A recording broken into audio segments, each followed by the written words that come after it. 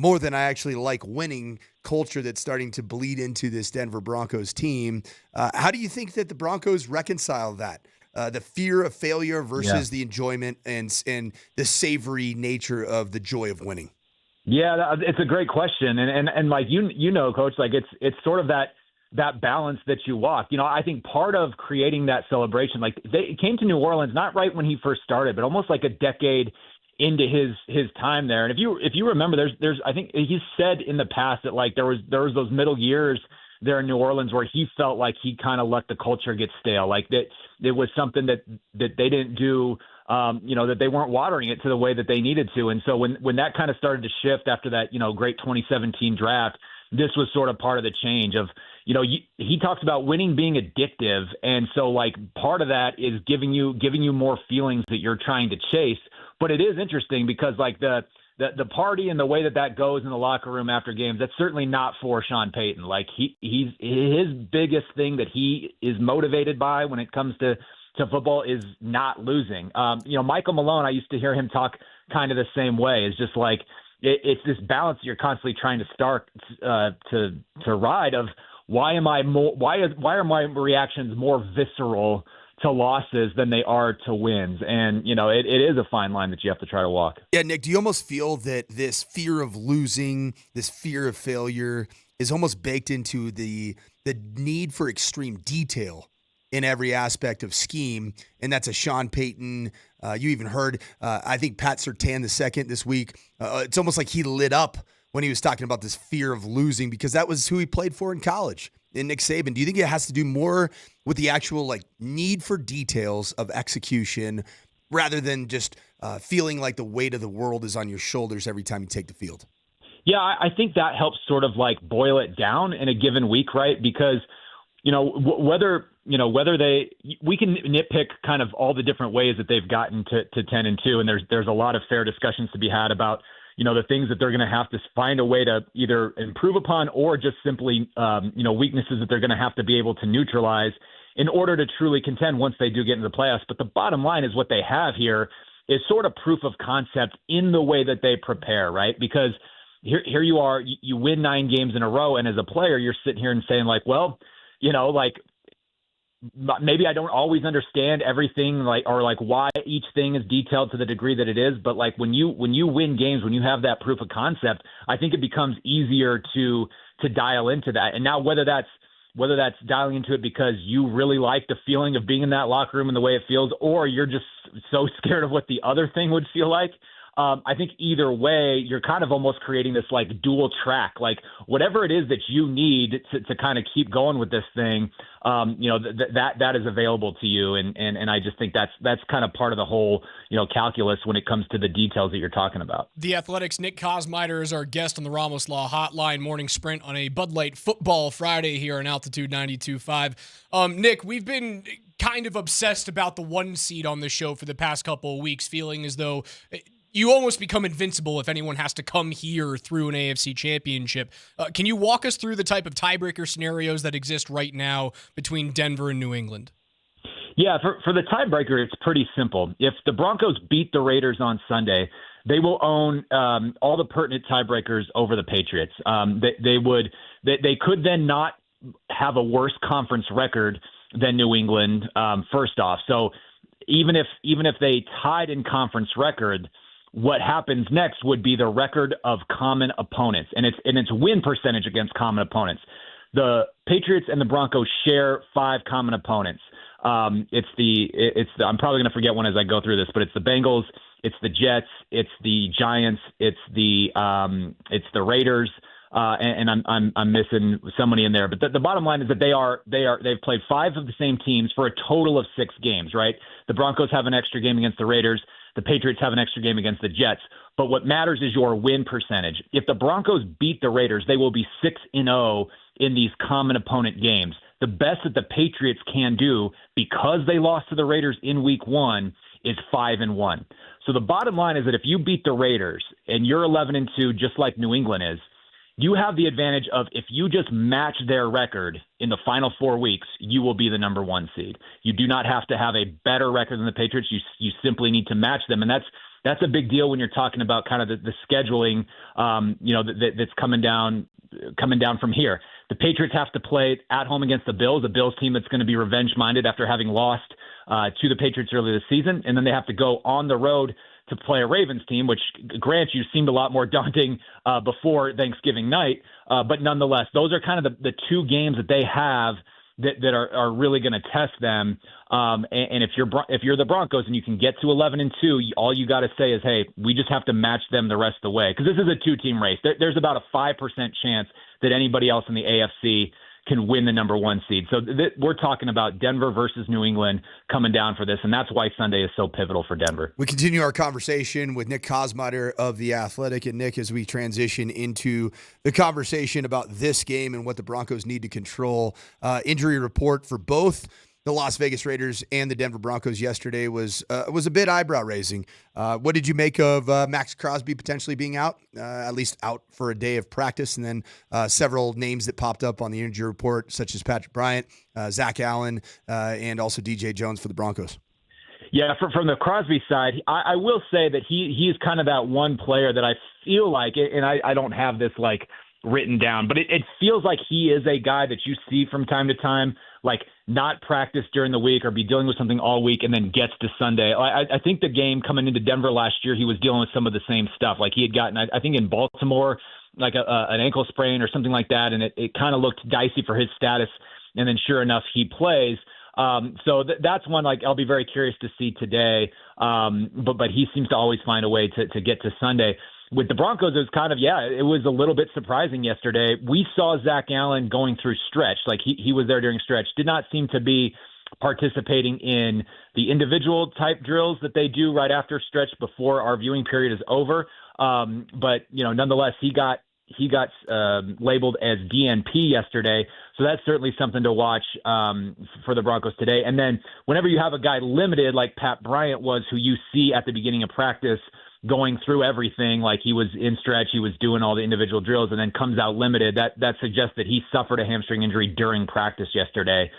So again, the degree to which that injury is, that's another thing that we should get some more clarity on today, just based on whether he's out there. I am notoriously overconfident on this show when good Denver teams play against crappy opponents. And I did it yesterday with the Avs because they hadn't lost a regulation game in 40 days. And I went, well, the New York Islanders have two of their best players are injured. The Avs should be fine. What do they do last night? They lay an egg, their first crappy game of the season. I feel this way about the Broncos and the Raiders. You should kill the Raiders on Sunday. Tell me one reason why I shouldn't be overconfident. The same reason you probably shouldn't have been overconfident going into Washington against a bad Commanders defense and a team that overall had really been struggling is that the Broncos just almost seem addicted at doing it the hard way. And, that would be the biggest reason to say, they're not going to be able to come out of there easily until they can show that they can routinely go into games and not have these lulls of 3 or 4 drives in which you punt after 3 and out or maybe 1 first down. Until you can do that, there's no reason to believe that you're not gonna make it harder than it needs to be. And so that's the bottom line. And I think if you continue to do that enough, as much as they have had this knack for closing out these games, it takes one bounce to go the wrong way in a critical situation, and all of a sudden that happy time winning streak in those kind of games is over. And so that would be the concern. But now again, they are more talented, even if you're dealing with an injury or two with the Broncos that we just talked about. They have more talent. They've shown that they can miss a piece or two on this defense and still play very well. The Raiders offensively are a mess, really the same defensively. So there really is no reason that they shouldn't be able to emerge with a somewhat comfortable win against the Raiders. It's just that's just not how it's gone for Denver this year. So I guess answer this for me. Is it easier to maintain blowing teams out consistently or winning close games consistently? I think if you're a team that blows teams out and kind of knows the formula of exactly what you need to do to get there, I think that can be easier to sustain, at least during the regular season. Now, the where that changes and where I do think that their ability to win these kind of games is going to matter is sort of the play-by-play detailed game planning that will come into these playoff games, I think will lend itself to close games that Denver will have experience in that they can draw from. That's where I think it will be better. So when people say you can't win like this, now certainly the regular season, I think you open yourself up to some variance. We see it with Kansas City where, they're not winning these close games like they did a year ago. You just open yourself up to the bounces going the wrong way. But I do think in the playoffs, like having this to draw from and kind of the slow heartbeat that you develop by being in these situations all the time, that's where I do think it will benefit this team. Because, again, the postseason is going to be chock full of those games. You just don't see a ton of blowouts, maybe at times outside of the first round. And I realize the Super Bowl was a blowout last year. But by and large, you're going to be in those kind of battles, and they'll be able to draw from that. Cause a year ago, Bo Nix had his struggles, but seemed to find his rhythm, find his footing. And then it ended up leading to several games in a row where he played good football, solid, sound, four-quarter football.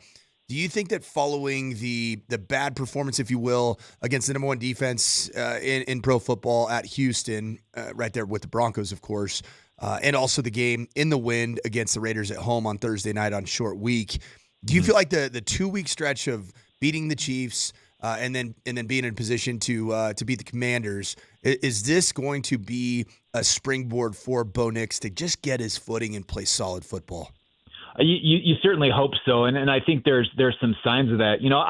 I'm one that I looked at that Raiders game, and I really do think that was one of those games where the Broncos were at the end of a stretch of 7 games and 38 days, and to me that whole day, I just thought they looked really tired and were a team that was definitely in need of a break. I think they've seemed a little bit rejuvenated, and that certainly includes Bo Nix ever since they had kind of that mini bye.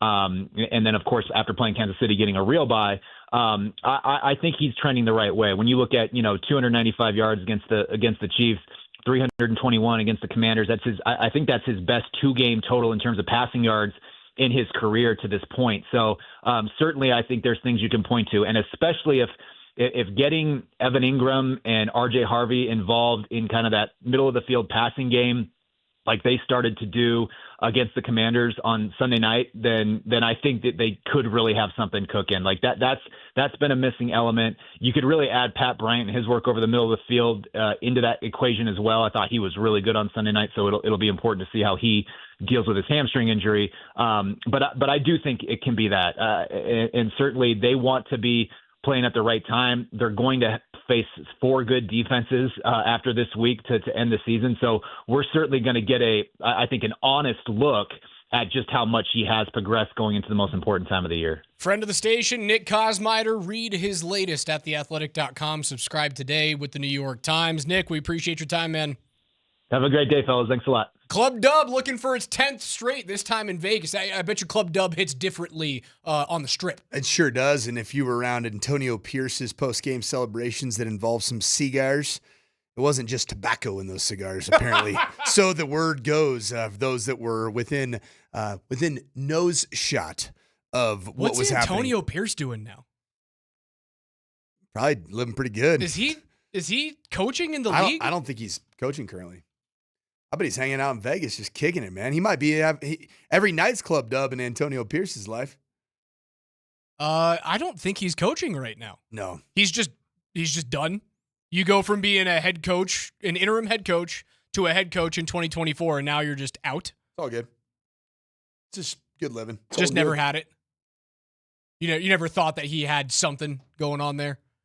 Nah, just another one of those guys who's like, oh, he was a fun linebacker. He could be a coach.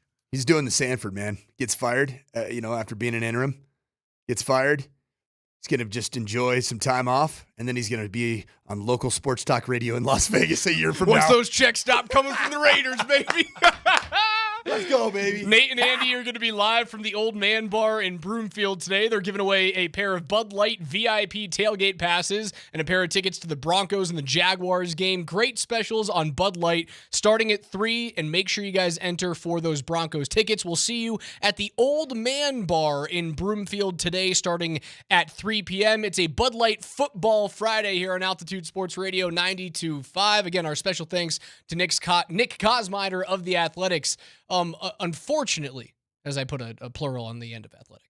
Unfortunately, the Avs point streak has come to an end. After 40 long days, they've done something that they haven't done all year. They laid an egg. I'll walk you through it on the other side.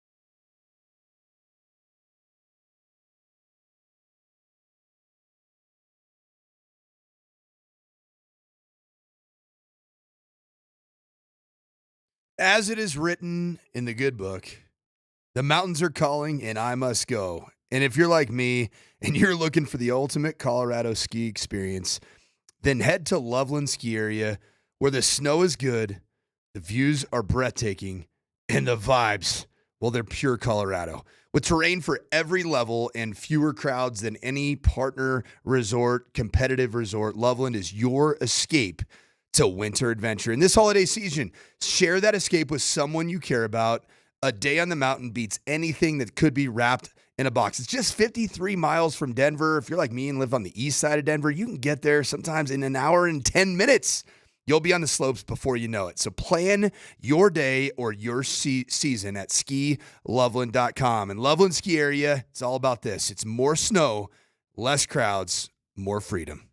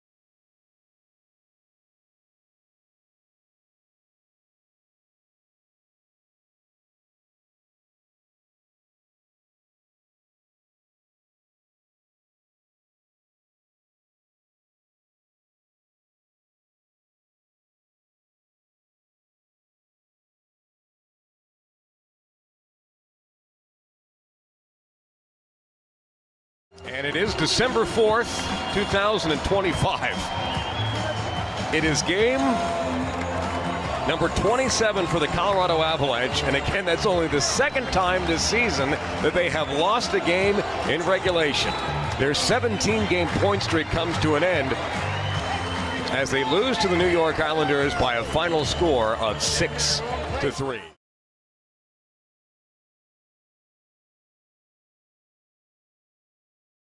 Rolling along on a Bud Light Football Friday, but the Avs did play last night in the Island, the first of a 4-game road trip. They'll take on the Rangers tomorrow at 10:30 in the morning, a 10 a.m. pregame show right here on 92.5. They'll swing around, play the second of a back-to-back against the New Jersey Devils on Sunday, right around the same time. But, Coach, for the first time all season, and I know they've lost 6 games in overtime, I know they had the one loss to Boston in regulation, which was 40 days ago to the day.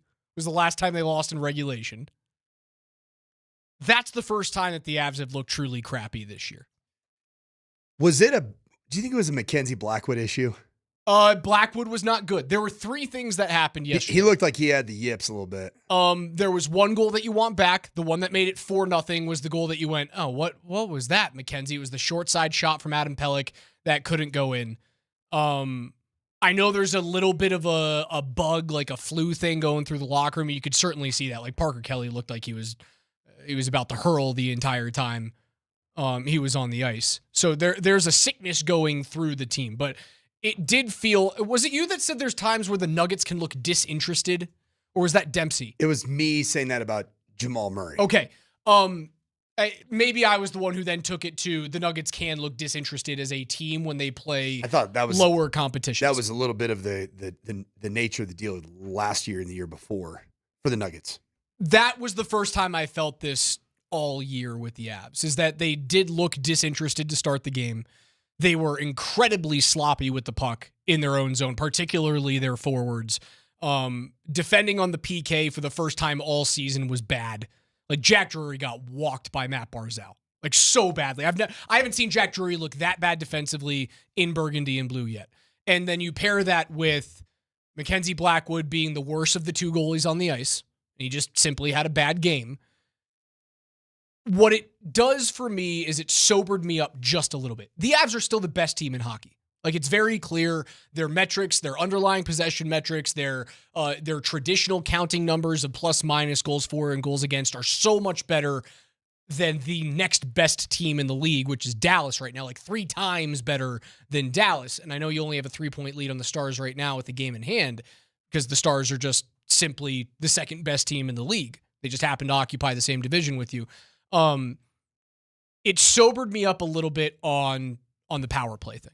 Because the power play, while it's starting to look better with Gabe Landeskog being there and in the middle of the ice, they're possessing pucks a little bit more.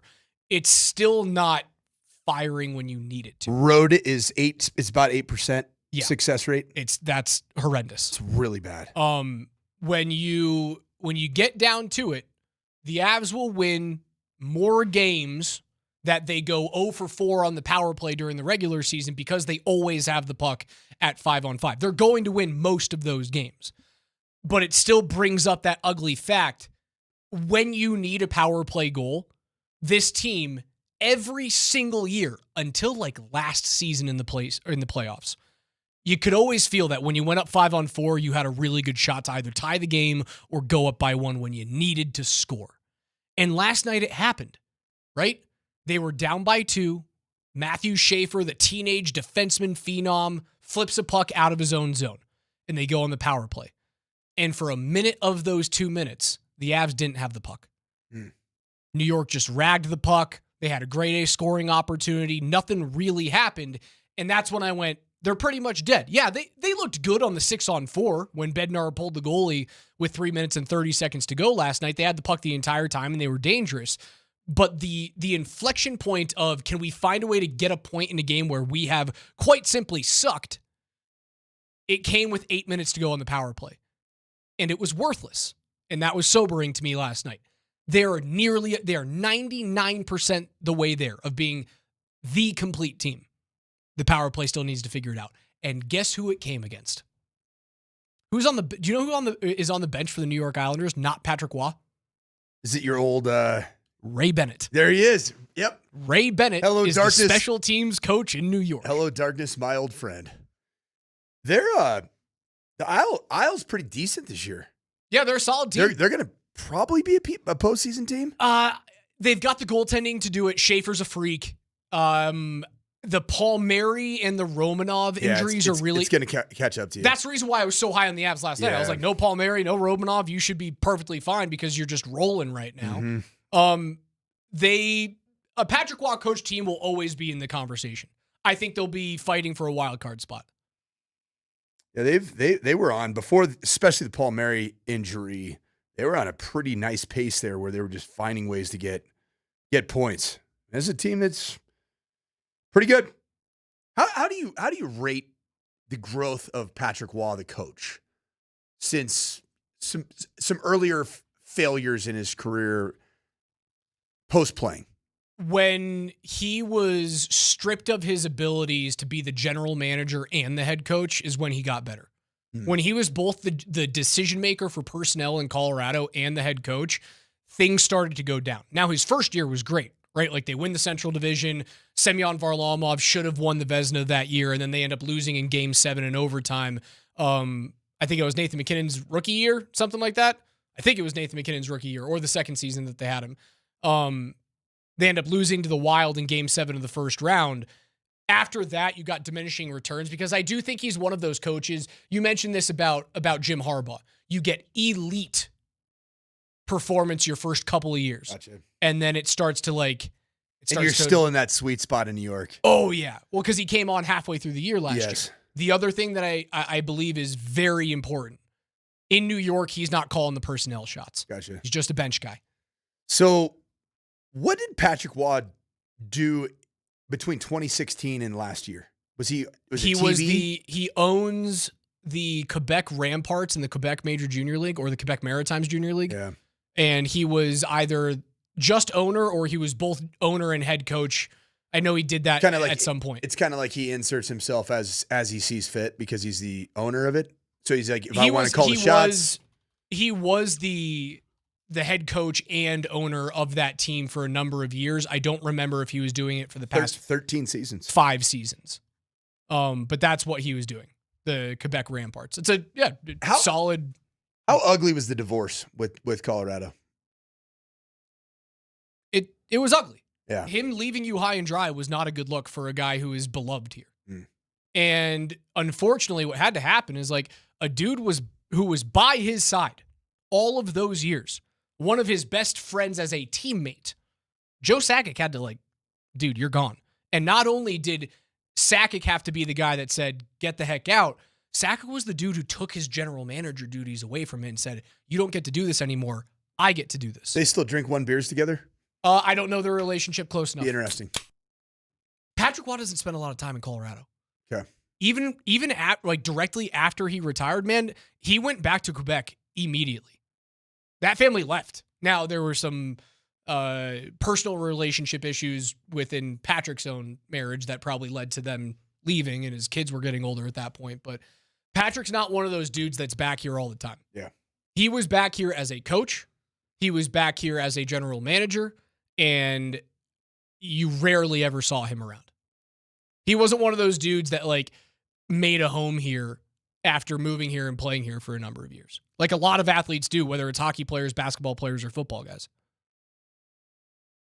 I just kind of went down a pretty dark web of researching everything. How it all went down here was pretty wild. Yeah.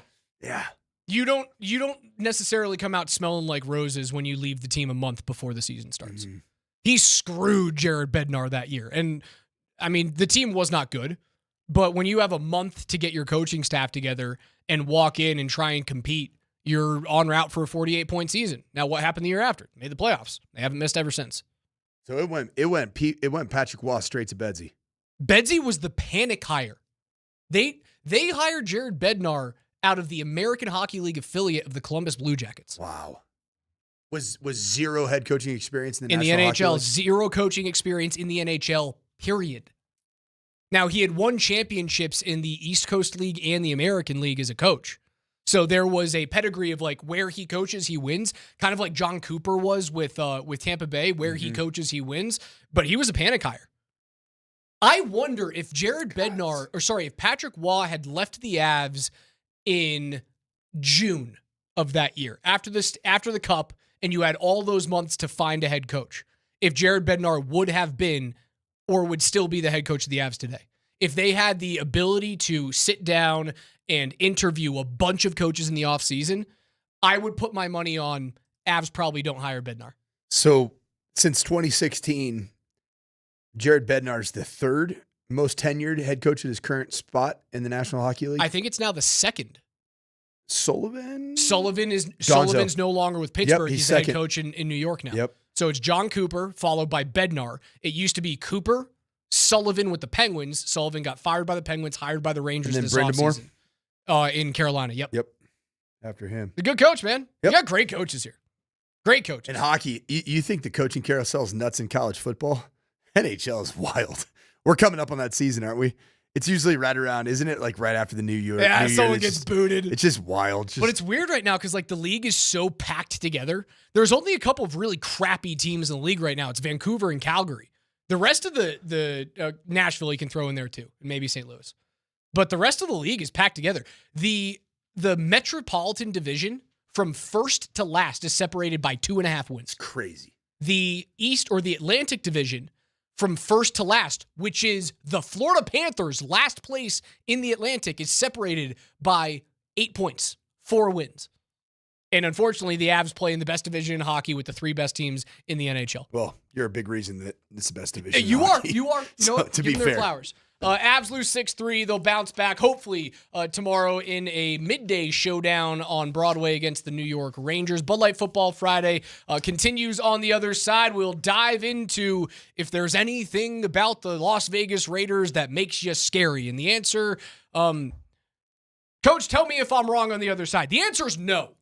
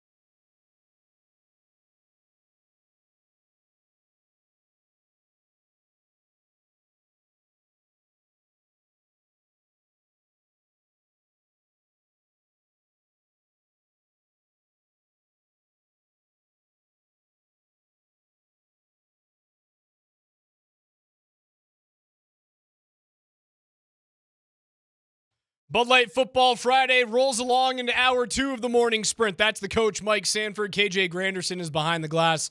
I'm Alex Ryanemi. Bud Light's the official beer sponsor of the Denver Broncos. Remember to enjoy responsibly. As a reminder, join Nate and Andy. They'll be live from the Old Man Bar in Broomfield today, and they're giving away a pair of Bud Light VIP tailgate passes and a pair of tickets to the Broncos and the Jaguars game. Great specials on Bud Light start at 3 p.m. Make sure you guys enter for those Broncos tickets, and we'll see you at the Old Man Bar in Broomfield. Before we get to your answer to my question, nothing about the Raiders scares me, should there be something that I am scared about. Before we get there, I have to give you guys a little bit of an update on the World Cup draw, because that's happening right now.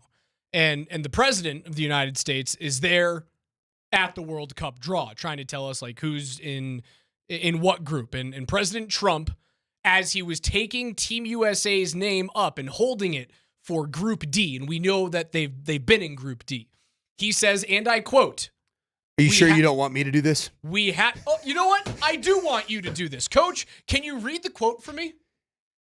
This is from Donald Trump, President Donald Trump. As he is pulling Team USA's name for Group D. "We have to come up with another name for NFL. This is football. What an incredible leap this has been." Impeachable! Impeachable! Right now, I want a full congressional report. You, as the President of the United States, you, under no circumstances, even though you are one of the 3 host countries for the 2026 World Cup, can you knuckle under and say that football in America has to change its name? That's impeachable. You're not allowed to do that. No. I've never been invited to the draft to pull out any type of balls or names. This is the first time, and so I like this football. This is the best kind Absolutely of, the very not. best football. It's You the only cannot do football those for things. me. There is one football in the United States of America, and it is American National Football League football. No.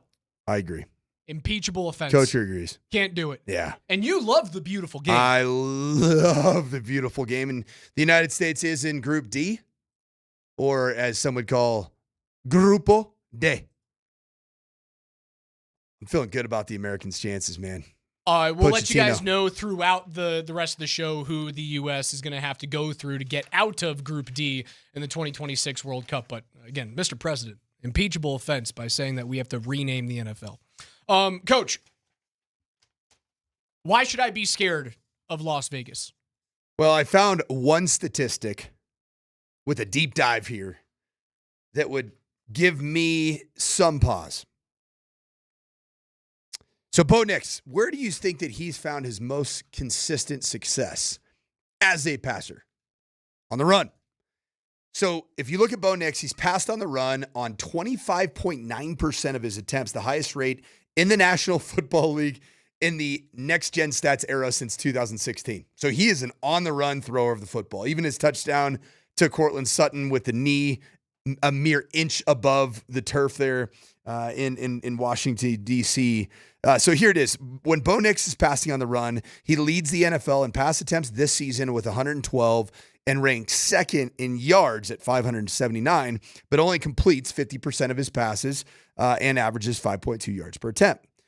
However, the matchup, the Raiders, they have limited on-the-run production, holding opposing quarterbacks to 49.1% completion percentage, the 6th lowest for those passes completed, and 7.1 yards per attempt. Pete Carroll, known defensive guy. Max Crosby, known violent edge setting son of a gun. They want to keep Bo Nix in the pocket. That's about the only thing that scares me about this game. And I think that's partially why the Broncos scored 10 points in a game that was marred by extreme wind and no rest in a Broncos roster that clearly looked like it was dealing with some fatigue. Also the fact of do we really have to pay attention to the Raiders? Yeah. And it turns out you didn't. You still found a way to get a win, and right now that is all that matters, is winning football games. Now, we talked about it yesterday, the three things, or rather 2 days ago, the three things that I want to see from the Broncos in this game, and that is no consecutive 3-and-outs, no 3-and-outs to start a game, to start a half, or to follow a Raiders score. Now, that'll end up being a lot of drives. There's a chance that could end up being, I don't know, 7, 8 drives during the game. But that's what I need figured out from them. What was going to scare me about the Raiders was, what do you do with Brock Bowers? And then you look at this Broncos defense and you go, outside of like Zach Ertz, Tyler Warren. did Tyler Warren really do all that much against you? Pretty good. He was good. He was fine. It was still early on in the season. But your big games for tight ends this year, Zach Ertz, 10 receptions, 13 targets, 106 yards. Big time. And then I would say, Tyler Warren was 7 catches for 79, averaging over 10 yards per. Okay, you know That's what? I'll pretty give it good. to you. And Travis Kelce had 9 for 13 and 91. Okay, I digress. With Tyler Warren, it was early success. He had an explosive 41-yard reception. And then not much else. He ended up having 4 catches on 7 targets for 79. Got it. Still, like 4 catches and 79 yards. If you hold Brock Bowers to that this weekend, I'm happy. Although I will say for Tyler Warren, that is the second most yards he's had on the season. With the best game that he's had was the one in Berlin, where he had 8 catches for 99 yards. So that was Tyler Warren's second best yards game as a receiver. But like you kept Dallas Goedert to 19 yards on 3 receptions. Fantastic. You kept Travis Kelce. You kept Dalton Schultz to under 80 yards, and I think he was the most targeted Houston Texan in that game. Let's talk Ferguson too. And Ferguson looked great last night. Yeah, how about that Broncos? catch? Yeah, Broncos did a catch. great job against him. So that was the one thing that I was thinking. I was, maybe I'm really nervous about the tight end. Brock Bowers coming off a game where he's got 2 touchdown receptions. Maybe that's the one thing that can kill this Broncos defense. And you remember for the last decade, like they hadn't been able to stop tight ends in the middle of the field. They've been pretty solid this year, man. The one, I guess the other game that was pretty productive was Travis Kelce. Would he have 9 catches for 91 yards and a touchdown against the Broncos 2 weeks ago? So I'd say that there's been more instances of Broncos having good games against premier tight ends this year, and a lot has been made about the Broncos not having played premier quarterbacks this year, but they have played premier tight ends. Your premier tight ends right now, Tyler Warren, that you've played. Tyler Warren, Travis Kelce, Zach Ertz, Ferguson, Goddard. Am I missing anyone Did in you there? already say Warren in there? I already said Warren. Brock Bowers once already? And Brock Bowers. Yep. You played 6 very good tight ends, if not elite tight ends. I don't think I can put Dalton Schultz in there. I can't. You can't put Gesicki in there at this point in his career. He's solid, not elite. Yeah, the guys that you have not played that are legitimate premier tight ends are Trey McBride. Right. Saw him in preseason. Freak. Awesome. Hunter Henry's having a monster year for the Patriots. And Dalton Schultz right now is the 8th most productive tight end in the National Football League. I still would put him under. He's a guy that you got to pay attention to, but he's not a game Power maker. ranking right now, number 10 is Aronde Gadsden from the Syracuse. Chargers, you too, yep. So you've played him. And then you won't play Tucker Kraft, who was arguably top 3 before he had a season. He had a hell of a year last year with Jordan Love. Yeah. Hell of a year. And that was such a bugaboo for me with the Broncos was like, how do you, over the last 10 years, deal with game-breaking tight ends? And that point of concern for me has gone away. And maybe it's just because the defense simply does everything. And Dan texts in 303-504-0925 on the Shout Mazda text line, 1 price, 1 person, 1 hour. Dan's got a really good point about the game against Warren. No Dre Greenlaw. Yeah. Yeah, Dre Greenlaw, he's been really good in coverage. He's a good communicator. He's a player that you feel his presence. And I'd say that any time that you've seen a tight end get open against the Denver Broncos defense, I think it's been more as a lack of communication within what I call cover 3 match. Handing off? Yes. Okay. Passing off. So walk me through passing off a tight end as he's cut. I'm assuming it's a slant route or that little jerk route that that Ingram ran. Is that the kind of concept? Yeah. So typically here's how it plays out. So everybody knows what the concept behind man-to-man is, right? It's like, Raj, you've got Sanford. You're on him like white on rice, no matter where he goes. And then most people understand the concept of pure zone. Raj, I want you to, in hockey, I want you to skate to that area, and then anybody that comes into that area, you check. Or you give them some type of body presence, or you match them. What's different is the hybrid that has become very popular in the National Football League, and it's in reaction in response to RPO. It's called match zone coverage. And the most predominant match zone coverage is 3 match. And what makes it different than maybe an old school cover 4 that has match principles is that at the snap, pre-snap, Raj, it looks every bit like cover 1 or man-to-man. There's a single high safety, and every single defender that's not in the box to stop the run game is lined up head up to outside leverage, eyes on a man. And they have that man. Now they stay with that man until that player runs a shallow or a deep crossing route, meaning that they could start vertical for 5 yards, and then typically the line of demarcation is about 15. If they're vertical, and then at 15 they snap it across, you're owning them at that point. Anything less than 15, you're going to pass that player to somebody else, because the idea is that when there's one crosser, there typically has to be another crosser. So there was a snap earlier this year, and I believe it was actually Jahdae Barron on Brock Bowers. It was Brock Bowers' only real significant reception against the Broncos, where Jahdae Barron looked like he got toasted. Do you remember that? Everybody's like, oh, this is a bad snap. That was actually Jahdae Barron attempting to pass Brock Bowers on a crossing route, and unfortunately there was nobody there. But that's a young team. That's a team that young player, I should say, in a very complex scheme. And I would say that is that is the only time I've seen the Broncos drop tight ends is because of the complexities of match zone coverage.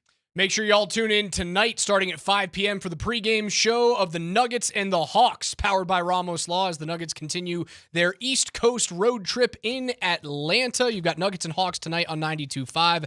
Avs and Rangers starting tomorrow morning at 10 a.m., and we're going to follow that up with a huge college football championship Saturday. All of these games are on 92.5. The SEC title game, Georgia against Alabama, followed at 6 p.m. by the Big Ten championship, number 1 Ohio State and number 2 Indiana. Saturday on 9:50 at 10 a.m., you'll have the 3A Chassa football championship with Nate Kreckman and Andy Lindahl on the call. And then at 5 p.m., the 5A championship between Ralston Valley and Cherry Creek. Vic and Tyler Polumbus will be on the call Saturday, 9:50 a.m. And then Sunday, Avs and Flyers, 10:30 a.m. on 92.5, followed by the Nuggets and the Hornets at 3:30 p.m. And then at on 9:50 a.m., starting at 5:30 p.m., the Texans will visit the Chiefs for Sunday Night Football. It's a Bud Light Football Friday, a football weekend on Altitude Sports Radio 92.5.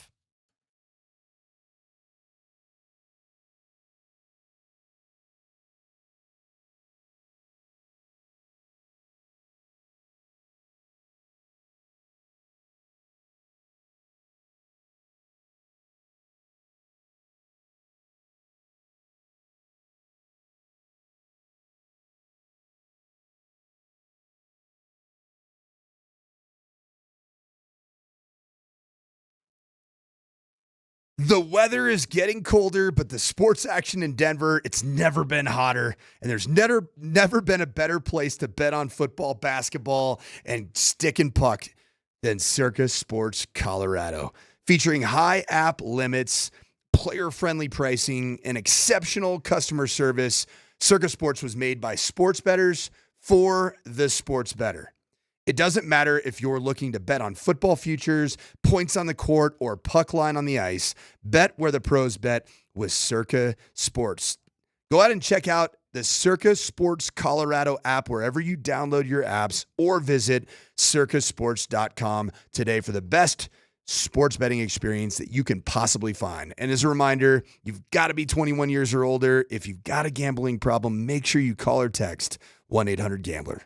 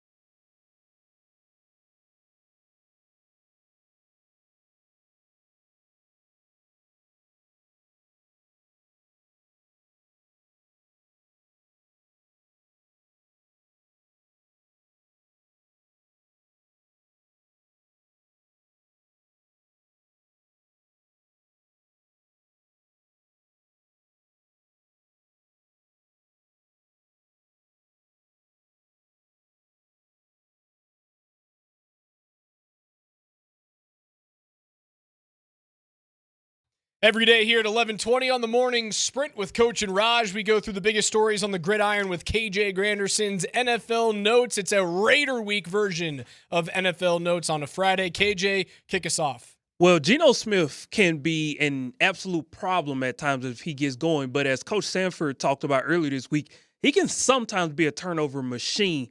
So that can be a bit of a challenge sometimes for a defensive coordinator, not knowing which version of a quarterback you're going to get week to week.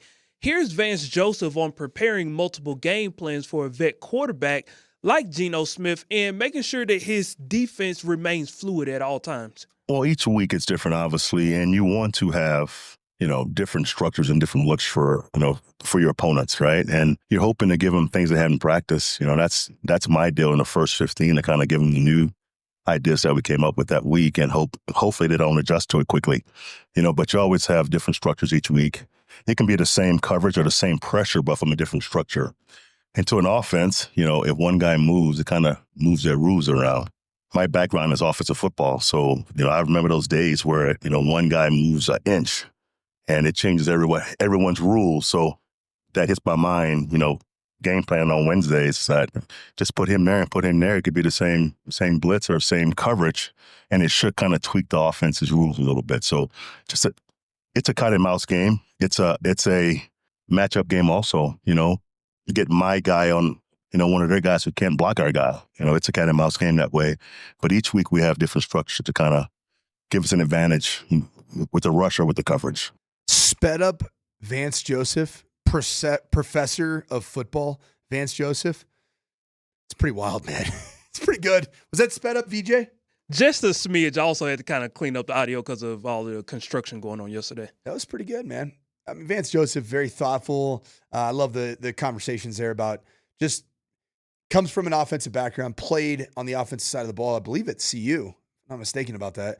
And then he knows the ways that the presentation of what he offers up, maybe pre-snap to an offense, can conjure up certain responses. For example, if you give a look that looks like a bear front, which VJ does a ton of, which means that your center and your interior three, basically both your guards, are covered by down linemen or linebackers that walk up and mug a guard at the pre-snap, then it conjures a 5-0 call, which a 5-0 call means that the offensive line saying, hey, we've got these 5 that are covering our core, and the tailback in protection or the quarterback as a hot throw is responsible for anybody else outside of those 5. But then he might all of a sudden drop all 3 of those 5 and then just bring 2 of the outside guys. He does it all the time.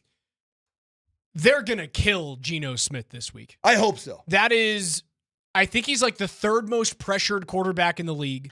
He is the 2nd most sacked quarterback in the league. The Raiders' offensive line is either the worst or the 2nd worst rated offensive line in terms of Pro Football Focus.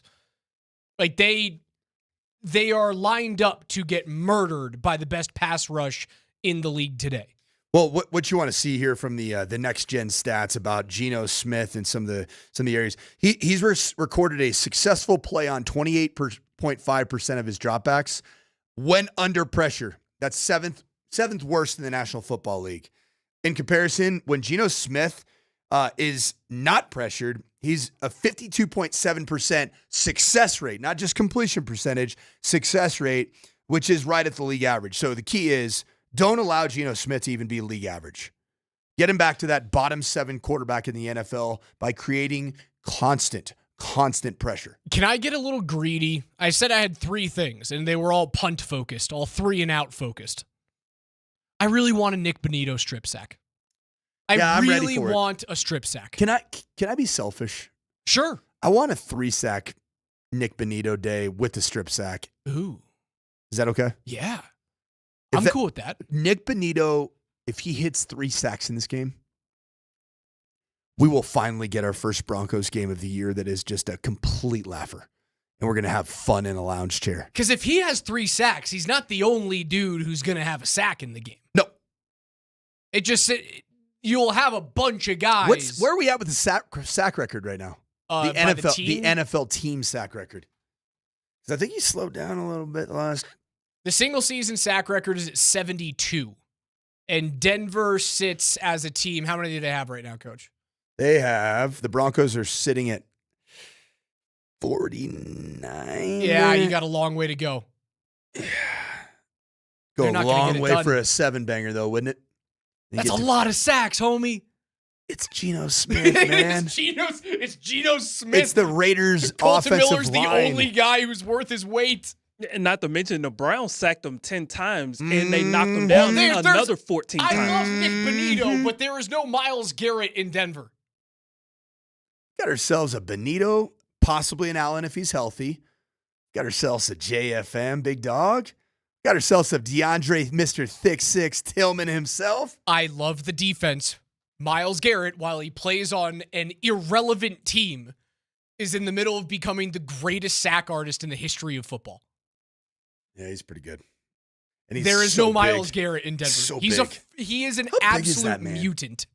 His biceps are bigger than my chest. How tall is he, too? God, he he's looks- way taller than I am. he truly, like, Just a little dude. he's only listed at 6'4", which, gosh dang it, man. I'll tell you what, Myles Garrett's 6'4", 272, 272 pounds and twitched up and probably rocked runs a up. 4.3, That is 4.4, so- 40. That is so dumb. It's ridiculous. So dumb. As Vic says, genetics are out of whack. KJ, what's next? Altitude Sports Radio loves football. Yes, we do. Yeah. Raiders interim OC Greg Olsen is still trying to implement his style as the OC of the Raiders now that Chip Kelly is out. But during his presser yesterday, I felt like he kind of threw a little bit of a jab at former OC Chip Kelly. So when I first got into high school coaching, when I don't know where that came from, when he was trying to explain why he's not necessarily scared of this version of the Broncos defense. Because when you played Denver the first time, you were looking at it from a different avenue as a position coach. A fresh look, I guess, on this defense as you look at tape. Does that bring maybe a fresh approach as you play the Broncos for a second time? Well, I think everyone sees the game differently, to your point. And so, it was only 3 games ago for them, and obviously they've had a bye, so they've only played 2 games since. So we've got a pretty good idea a little bit in terms of looking at their tendencies. And I've been in the division. I've seen a lot of these players, really. So, but it does help that we played them before, and we've got a lot of things that we got to clean up, not only against Denver, but the rest of the schedule in terms of what we're doing on third downs. When I heard Greg Olsen, I was expecting the voice of former tight end Greg Olsen, who kind of has a similar voice to me. So when I heard interim head coach for the Raiders, Greg Olsen, I was thrown off there. Yeah. Interim offense coordinator. Sorry, interim OC. So Greg Olsen. Head coach is obviously still PK. All right, so Raj, a lot of people have accused me of having a kind of an exhausting and almost obnoxious Wikipedia page in terms of how many places I've coached. Take a look at that. That's me, right? That's mine. Go ahead and click at that tab in the upper left and take a look at Greg Olsen. Whoa! So you want to be a ball coach. So you want to be a ball coach. Look at the 62-year-old Greg Olsen. Not only has, how many stops are we at?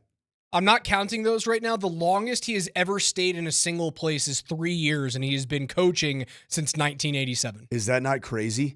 How many times has he coached in the Raiders organization? That's the other one that's absolutely bananas. He started as an OC in 2013. Yep. He left after that season. Yep. He went back and was the offensive coordinator in 2018 through 2021. Mm-hmm. He left. Yep. He went back and became the quarterback's coach this year and has now been elevated to the interim OC. So that is 4 separate stints with 5 different jobs. So what is Greg Olsen? Or not 5 different jobs, 5 different What does that tell you about Greg Olsen? occupations. Because 4 of them were OC. So he's always kind of been just a safety blanket for the Davis family, be it Al Davis back in 2013 or now Mark Davis when it goes awry. So the Davises have done an admirable job this year of at least keeping some of the absolute drama from bubbling to the surface. But I'm telling you right now, Greg Olsen and all the drama that probably went on behind the scenes with Chip Kelly, he is not going to be the guy that's going to improve this offense substantially over what it was under Chip Kelly. He's just Mark Davis's informant. Was Al Davis's informant. Guy stinks. KJ, keep it going. Altitude Sports Radio loves football. Well, you guys could have heard Thursday Night Football last night on AM 950, which was obviously between the Cowboys and the Lions. The Lions won 44-30, but unfortunately, they got some bad news as their star defensive back, Brian Branch, has been confirmed with a torn Achilles, and obviously that will put him out through the beginning of next season as well. Couple of things to keep in mind here. So here's what their injuries are looking like right now. Sam Laporta's on IR for back. Terrion Arnold, he's on season-ending IR for shoulder surgery. Brock Wright's on IR for a neck injury. Thomas Harper, another safety, he's in concussion protocol. Kirby Joseph, he has a knee injury, so he was out for this game as well. Could injuries in their secondary specifically be the reason for them potentially missing the playoffs or being a first-round exit? It was certainly the reason why they didn't get all the way to where I thought they were going to be last year, were injuries with the Hutchinson injury. And wasn't Branch injured last year too, going into the postseason? He was dealing with some injuries last year as well. David Montgomery had the MCL injury after having a great season. Even though Amon-Ra St. Brown looked fantastic yesterday, I still think he's a game-by-game basis. As much as the Lions looked like the real deal last night in the offensive juggernaut that they can be, man, the Cowboys defense is just, there's the asterisk by it. I mean, really, let's call a spade a spade. The Broncos in 12 contests, there's only one game where this offense has looked really good. And it's against a worthless defense. 100%. Yeah, I think they make the playoffs. Like, getting that 8th win last night is huge for them. And when we were watching the Prime broadcast, I think with a win, they got close to 60% in terms of their probability. I think they probably get in as the 7th seed in the NFC. With all of those injuries, I don't find them going very far. It was the same thing that happened last year, unfortunately, for Detroit fans. And I apologize to our buddy on parental leave right now, Brett Kane. It's probably an early exit for your Lions. KJ. Make fun of him for a leaf right now. I'm not going to make fun of him for a leaf. I'm kidding. I'm having fun. I will not do that. We love leave. We're a leave friendly outfit. Love, leave, laugh. So. Should I make a sign for Brett? So good. KJ, keep it rolling. Altitude Sports Radio loves football. Speaking of playoff chances, the Dallas Cowboys, according to Next Gen Stats, last night put them at 9%, a 9% chance of making the playoffs. Not good. Now. So, yep, that's pretty much over. According to reports out of Arizona, quarterback Kyler Murray will not return this season after getting multiple tests over the past few weeks. It has been determined his foot is not progressing at a rate that either doctors or team consultants feel comfortable with him just yet. So, knowing this issue won't go away anytime soon, guys, could pivoting away from Kyler help or play a huge part in losing Jonathan Gannon's job as the head coach of the Cardinals? Did you see what Jonathan Gannon said this morning about? I was wondering what the sentiment would be towards Kyler Murray. The question goes, do you expect Kyler Murray to be your quarterback next year? He immediately says, I'm worried about the Rams right now, honestly, and shakes his head. Kyler Murray ain't coming back next year, man. I mean, that contract is it's Russell Wilson-esque, is it not? The better of the two quarterbacks in Arizona is currently playing. Jacoby Brissett's a better quarterback. Yeah, but Jonathan Gannon doesn't want to hitch his trailer to the wagon of Jacoby Brissett for the next 3 years. I mean, Jacoby Brissett's like, that's like, he's got a Joe Flacco vibe to him. Where you don't think it's good enough just to keep you alive, but get you beat. You don't think you could dangle Kyler Murray out to Vegas? Probably could, but Vegas going to want to pay premium dollar on him. So he is a $53 million cap hit next year. A $43 million cap hit in his age 30 season at 2027. Honestly, the dude should just go play baseball. And you can get out after the 2027 season with no dead cap money. I got a great idea for the Arizona football Cardinals. They should trade Kyler Murray to the Los Angeles Dodgers. Why? What? We don't want that. The Dodgers seems like would make Kyler Murray into the first-round pick that he was. 100%. I don't want that. I know. But trade him to the Rockies. But it'd be, yes, there we go. Be a Rocky. Come on. Kyler Murray, Rocky, that'd be awesome. I could get behind that. Call of Duty fests all the time at Coors Field. It'd be fun. He's so good. I would purchase tickets to go watch Kyler Murray play baseball for the Rockies. Agreed. The best of the two quarterbacks is currently playing for Arizona. Jacoby Brissett is better than Kyler. If they can get out of that contract either by dead money or trading him, I would do that. He's just not good enough. No, he's not good enough. And he doesn't stay healthy. Yep. Those are two things that lose you your career in the NFL. Guess who my fantasy quarterbacks are? Oh, no. Kyler Murray and Jacoby Brissett. At least Jacoby puts up numbers for He does. you. He throws picks, but he puts up numbers. They're always losing, so they have to throw the ball 57 times. I'm sorry, you can't be me, the juggernaut of the Altitude Sports Radio Football League. I got Baker Mayfield, too.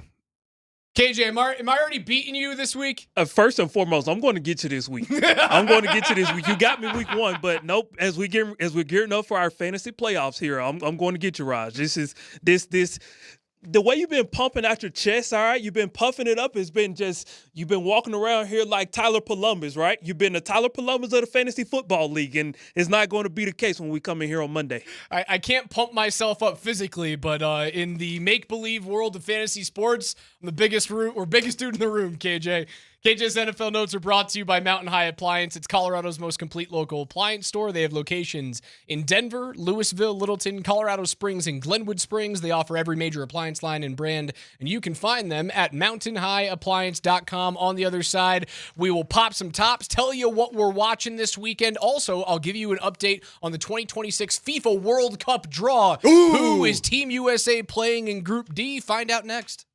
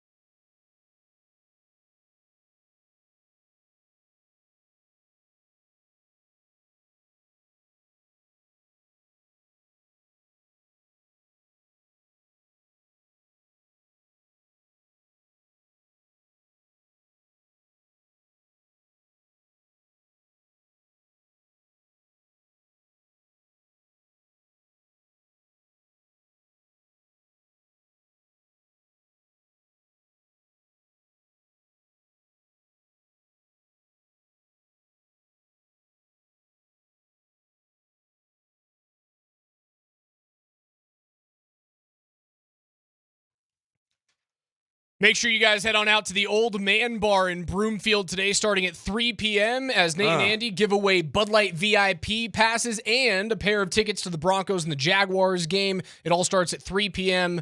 See you guys at the Old Man Bar in Broomfield. Tonight you've got the Nuggets back on East Coast action, 5 p.m. tip with a 4:30 p.m. pregame show, 5 p.m. pregame show, 5:30 tip with the Nuggets visiting the Atlanta Hawks, who, like, the Atlanta Hawks are a sneaky team that might be able to trade for Giannis. He did go down with an injury, but Giannis wants out of Milwaukee, and Atlanta could be one of those dudes. I was listening to Bill Simmons on his podcast talking about these teams that aren't the New York Knicks that can make it worthwhile for Milwaukee. Instead of like getting back current players, you get back a bunch of picks and some younger dudes, and him staying in the East would be beneficial to Nuggets fans. We've got a huge football weekend coming up here on Altitude Sports Radio 92.5. Obviously, the Nuggets and the Avalanche games, but we will carry both the SEC and the Big Ten championship games on Saturday on 92.5 at 2 p.m. Georgia and Alabama, followed at 6 p.m. with Ohio State and Indiana. You have championship games starting this evening. Troy against James Madison in the Sun Belt Championship. North Texas against Tulane in the American. And then Saturday is when it all kicks off. Your big-time games. No, I'm not talking about the 7-5 Duke Blue Devils against Virginia. I'm talking about the Big Ten, the SEC, and the Big 12. What is the game that you are most looking forward to? I'm looking forward to Indiana. I want to see what Indiana-Ohio State's all about. At a neutral site, can the build of neutral site, but it is in Indiana, right? It's at Lucas Oil. But also, let's talk about it's not far away from Ohio. How Ohio State fans travel and how much they spend on all things football. Yeah, I mean, I think that's going to be a really telling game. There are a lot of people right now that are just anointing Fernando Mendoza as draft pick number 1 or 2, depending on who falls into that spot. Looks like the Titans are probably going to be the odds-on favorite to have pick number 1 yet again for this coming draft, which is fine. That's part of how things go. I just think that it's an interesting game to me, and I think Ohio State and Georgia feel like the only realistic teams to win the whole thing. That's how I see it.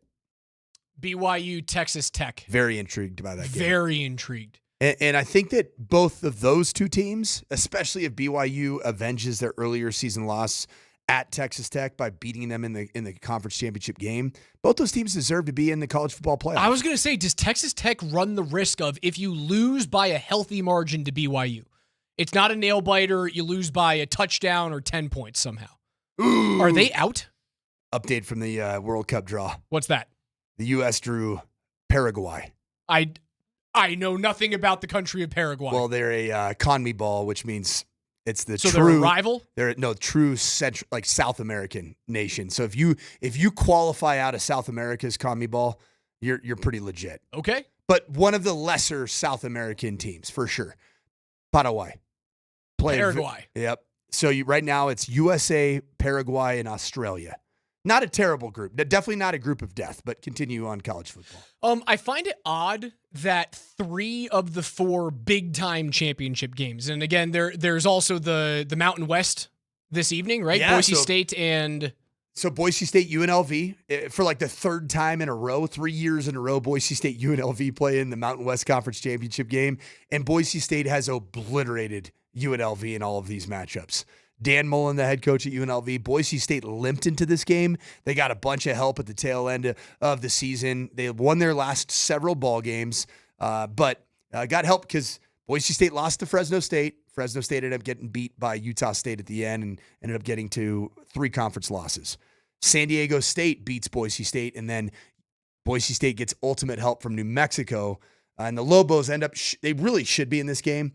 And then UNLV had some early season success, so it ended up coming down to computer rankings because it was a 4-way tie. My wife's an Aggie, so you know what? The Lobos can kick rocks. Agreed. Yeah. Get out of here. Las Cruces is greater than and not equal to. It's greater than. It's essentially Borque. Mexico. Las Cruces. It is literally exit number 1 on I-25 from Mexico to the U.S. I found it interesting that the Big Ten, SEC, and Big 12 championship games, all 3 of those are home state games. For Texas Tech is played at Jerry World against BYU. Bama has to go essentially to Georgia and play at the Mercedes-Benz Stadium in Atlanta. And say to Georgia as in like to the Bulldogs, not to the state. What's your prediction on that game? Georgia. I've bet against Georgia the whole season, and I've been wrong the whole year. So you know what? I'm not going to be an idiot again. Georgia. Just talent-wise. Acquisition of talent. They still have amazing talent, but then I look back and I go, like, you barely escaped Tennessee. You barely escaped, who was it? The Mississippi game was way closer than you thought. You barely beat Florida, who's not a good football team this year. There were 3 losses in there that I looked at the Bulldogs and I was like, my prediction of them losing 3 games was so close. And you turn around and you go, they're 11-1 again. So yeah, I was wrong. Georgia wins that game. If Georgia obliterates Alabama, A, is Alabama completely out of the college football playoff? And B, is Kalen DeBoer an incredibly hot seat situation? Yeah, a 3-loss Bama team's out. Mm-hmm. You can't keep that team in. Not with all the Miami fans breaking down the door about how the heck is Notre Dame in and we're not, considering we have the head-to-head. Now, it's ridiculous that Miami's not in the ACC title game. We have to watch an ACC championship game on Saturday night between a 5-loss Duke team and the Hoos of Virginia. Because they made it like it was like ACC Coastal and ACC Appalachian so or something stupid. Something dumb. That'd be funny if that was the other division in the ACC. The Appalachians. Some people are really stupid. Oh, all right. It's Friday coming up Let's to go, the end of the show. It means it's time to pop some tops.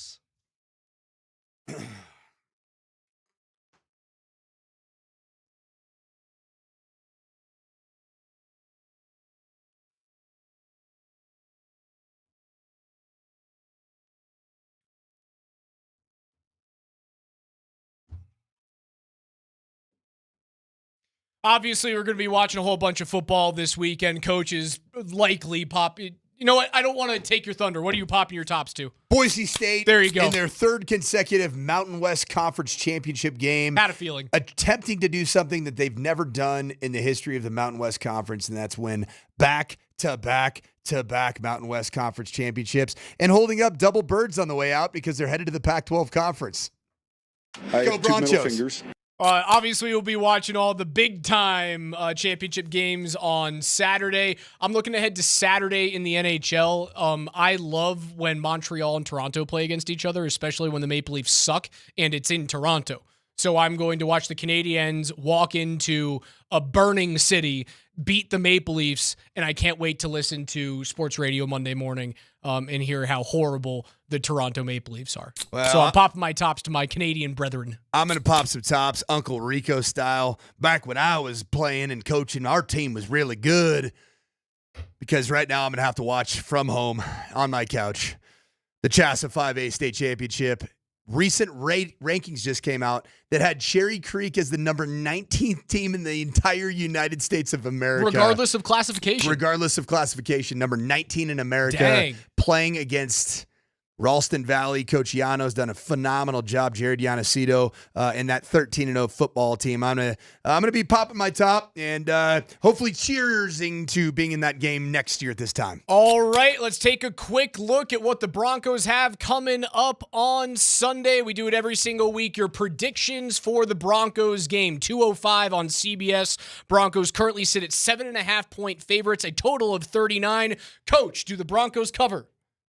They win 20-7, so they are going to cover the spread, but they're going to be under the point total. The 39.5 is your point total. Mr. KJ Granderson, your prediction for the game on Sunday. They do cover, and I have them winning 23-6, so not too far from Coach. 23-6 is the final for KJ, and you know what? I think Denver kills them. Give me 55-3? Birdo style? Double nickels. No, that ain't going to happen. I got Denver winning this one 27-10. Still under. 27-10. The under's hitting. Well, yeah, they're not giving up a bunch of points to Vegas, and they also don't score a bunch of points themselves. I mean, the 10-7 should be a pretty good indication that this thing's not going to be a 40-point juggernaut of a game, but who knows? 27-10 Broncos. That'll do it for us this week on the Morning Sprint. PhD is coming up next for Coach Sanford, KJ Granderson. I'm Alex Ryan. Guys, have a wonderful weekend. We love you all, and we'll talk to you on a Broncos Rally House Football Monday, assuming a victory and a number 1 seed currently in their grasp. PhD's next. Don't go anywhere.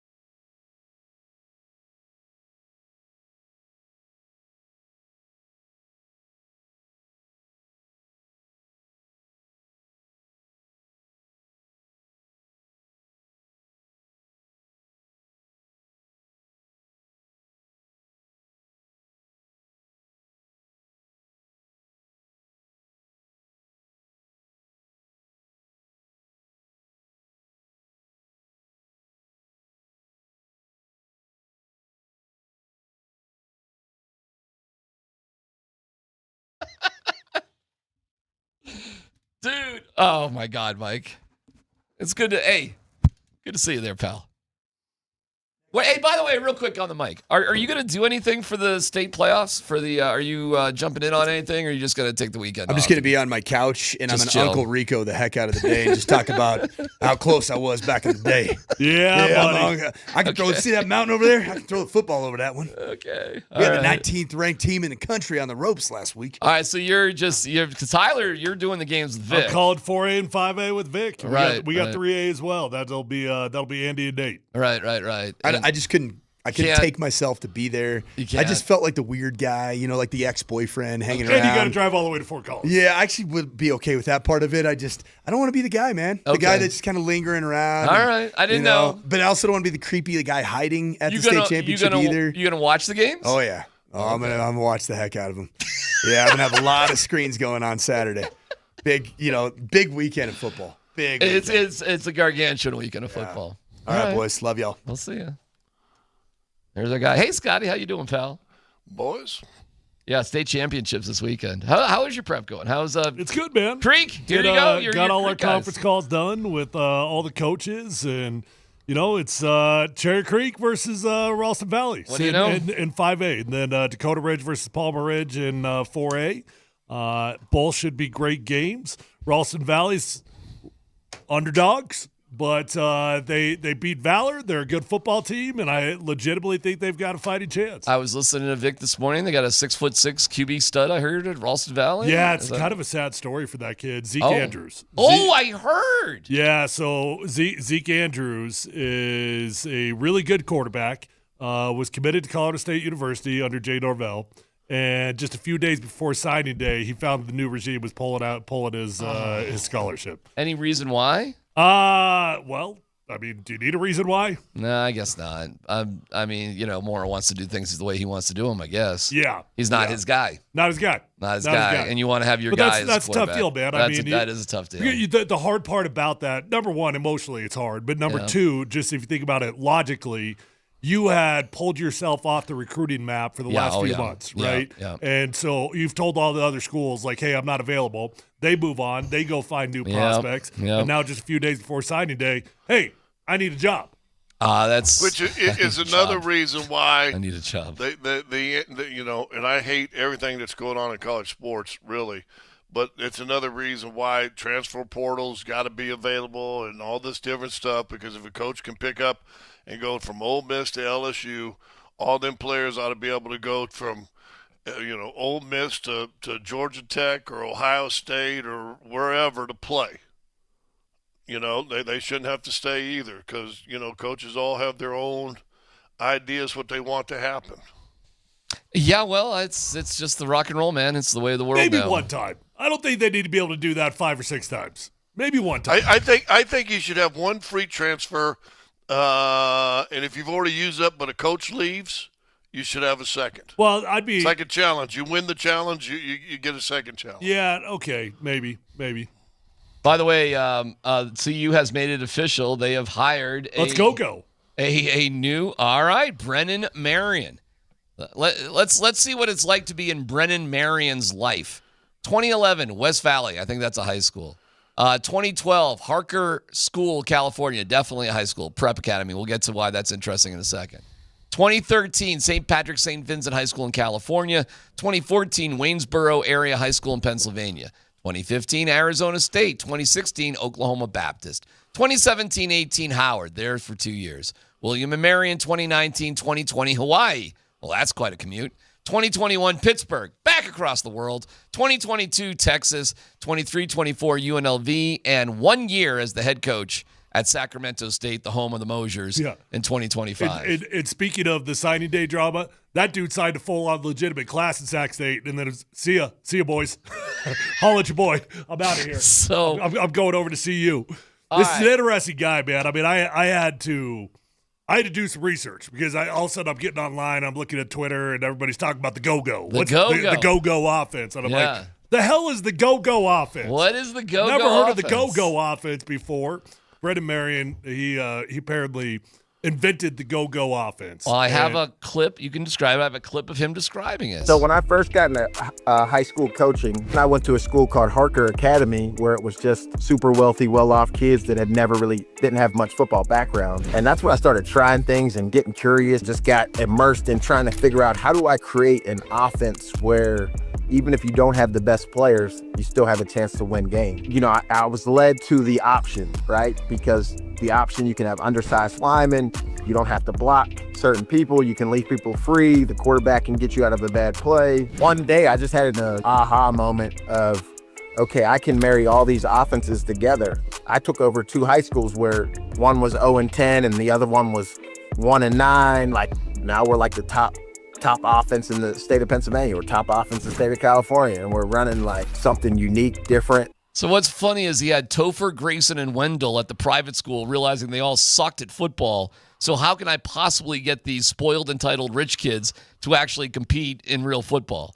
And that's how he came up with his offense. This is not exactly bringing. You go the complete elitist negative way. He's talking about. He's took all them 5'5", 5'6", 135-pound guys that are going to that school and saying, how do we play against other state schools in Pennsylvania and California? Yeah. And I guess I feel conflicted on that, to be honest. First off, it's a fun watch. So if you got 10, 15 minutes available, go check out Brendan Marion's offenses. It's very unique. I've never seen anything like it. He likes to put 2 running backs on the same side of the quarterback out of shotgun. And it'll run triple option out of that all day long. It's a blast. Like, if you like NCAA football back in the day and you like playing with Nebraska, you'll like watching this. However, I will fully admit, I don't really like. Is that what we've resigned ourselves to at the University of Colorado? We've resigned ourselves to, like, we have to go get a bit of a tricky offense that is for lesser talent. Like, is that, like, maybe it's a reality that I got to wake up to? But is that really where we're at? We're just going to go to tricky offenses? You've been that way for 20 years. You just had a 2-year hiatus with the Heisman Trophy winner and an NFL quarterback. Yeah, I just when I think of Deion Sanders, I would think that he could bring us talent. You just took the Louis and put it in the closet, and now we're shopping at Goodwill. I don't want to be overly negative on it, though, because if I'm being totally transparent, it looks like a blast. Yeah. I don't like the fact that it feels like we're resigning ourselves to lesser talent, but the offense looks like a blast. I saw a clip, and he says, our goal is to run 80 to 90 plays a game rather than 60. We got to get there. So this is a fast-paced. And Sacramento State last year said we missed our goal. We only ran 78. Yeah. We were slightly off. We didn't quite get there. Sure. Does this fit Juju Lewis? Yeah, it does, for sure. I mean, Juju Lewis could run the hell out of this sucker. The thing that I would have questions with, recruiting offensive line now. This is not going to put me in a position to really showcase my abilities to get to the next level. When you play in an offense like this, it's tricky. The scheme, schematically, you're blocking down, lots of cut blocks. It's not traditional zone blocking, not traditional wide zone, and not traditional drop back passing where I get to put a lot of stuff on film. You know what, though? It's a perfect offense for those kids that are built like you, that are kind of tall, athletic, or a little bigger athletic, but aren't getting Ohio State kind of recruits. Yeah. Getting guys like you that can move off the line of scrimmage, quicker, faster offensive linemen. I'd slightly disagree with that, Scott. I would. You actually don't get to showcase your athleticism as much in an offense like this because it's a lot of down blocking. It's a lot of angles. It's not really using your speed and your athleticism. It's more so using angles that are counterintuitive to the way you traditionally play football. You could go to a thrift store and pick out a good outfit. You got to make a second-level outfit, make a first-level outfit. You got to take a 2-star kid and make him a 3-star player. But you're right, Tyler. You ain't getting the 5-star kids with this. You're not going to do it. You might get running backs and wide receivers, though. You're going to get a lot of kids that aren't getting recruited by Alabama, Georgia, LSU, blah, blah, blah, blah, blah. But, hey, man, so what? You're getting a lot of them kids anyway. Well, that wasn't what Prime was saying. I mean, Prime was about the Louis and getting the 5 stars and this, that, and the other thing. You've heard the story about perception and reality. Right? Teach us a lesson, Scott. Well, the son comes up to Dad and says, Dad, we're having lessons about perception and reality. I don't understand it. He goes, go ask your sister. She'd sleep with Brad Pitt for $1 million. Goes and asks, she said, oh, heck yeah. Comes back and said, yeah. She said, yeah. Well, now go ask your mom. And he asked the mom, oh, $1 million? That'd cover a lot of bills. Heck yeah, we'd do it. And he comes back and tells Dad, and said, there you go. That's the difference between perception and reality. And the boy says, I still don't understand. Well, perceptionally, we got two women that think about the family. In reality, they just a bunch of hoes. It's such an old joke. Have you never heard that joke before, Tyler? I have. It's like ancient. Oh my God. It still works. Wait, so now apply that to Colorado for me. Colorado, he just said that Prime said we're going to get all these five. Okay, that's perception. Yeah. Reality, go look what you've had. Go look what you had this year. Yeah. What did they end up ranked defensively? Oh, we need to get a dude that's they're going to have to find a go defensive guy now. Well, yeah, this doesn't solve anything for defense. This is just offense here. But hey, listen, man, But you know what? Now if you lose, you're going to lose 41-38. Well, okay, we'll take our chances. You telling me we're scoring 38 points a game? All right, we'll try to figure that one out then. I'll roll the dice that happens. It wasn't working. Listen, what they did with the pro style thing for Shedeur worked fine for Shedeur and Travis, and that was great. But it was so darn obvious, Tyler. This was not a sustainable long-term sort of thing. Because how are you going to get guys like Shedeur and Travis? You're not. Nobody is. Unless you're the, Well, you did. Well, you sort of did. You got Juju Lewis. He was like the third-ranked quarterback in the country. Like, you say it's impossible. They did it. They got, like... You see Shedeur, you see Juju Lewis being drafted in the NFL? All I'm telling you is at the time of high school, like, you got the third-best quarterback in the country. So, so whether he looks like that or not, they actually accomplished that. They actually pulled that off. They got the Shedeur. Yeah, and he's going to stick around for this offense. I would think this would excite the hell out of him, yeah. Okay, well, that's good. Jordan Seaton, maybe not so much. Yeah, but here's the thing with Jordan Seaton. He doesn't need to worry about proving anything. So if he's loyal to Prime, if he's loyal to Colorado, he doesn't, like, he's going to be the number one tackle no matter what, or top few tackles, whatever. All right, well, we wish you the best, man. Best of luck, and go. The go offense. I want to look up. I think it's fun, and it absolutely, if let's say it works, this is exactly what CU has to do. Sure. They have to have something that works. It wasn't working this way. I just think this guy's going to be here. If he's here for 2 years, it's a miracle. Dude, he's been to 1, 2, 3, 4, 5, 6, 7, 8, 9, 10, 11, 12, 13 programs in 14 years. So go may be what he's thinking as soon as he can get out of here. Before he's even here, who knows? But whatever. We're here for a good time, not a long time. When he was at UNLV, they averaged 251 yards per game on the ground. All right. You know what's so funny? Like 2 years ago with Shedeur, they didn't want to run the ball at all. I mean, period, the end. And now 2 years later, it's here we are. Like, this is what we're going to do now and forever, I guess. Good luck. I think it's awesome. Have fun. Do a deep dive there, Tyler, to see what Sacramento State's offense did last year. I'll need a minute for that, but I will. Right, well, it's a Bud Light Football Friday. Bud Light, the official beer sponsor of the Denver Broncos. Remember to enjoy responsibly. We'll get to a bunch of sound about the Raiders and from VJ about Brock Bowers, and we'll have that coming up.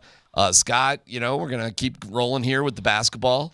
We're going to get the Hawks. We're going to get the better of them. I know that.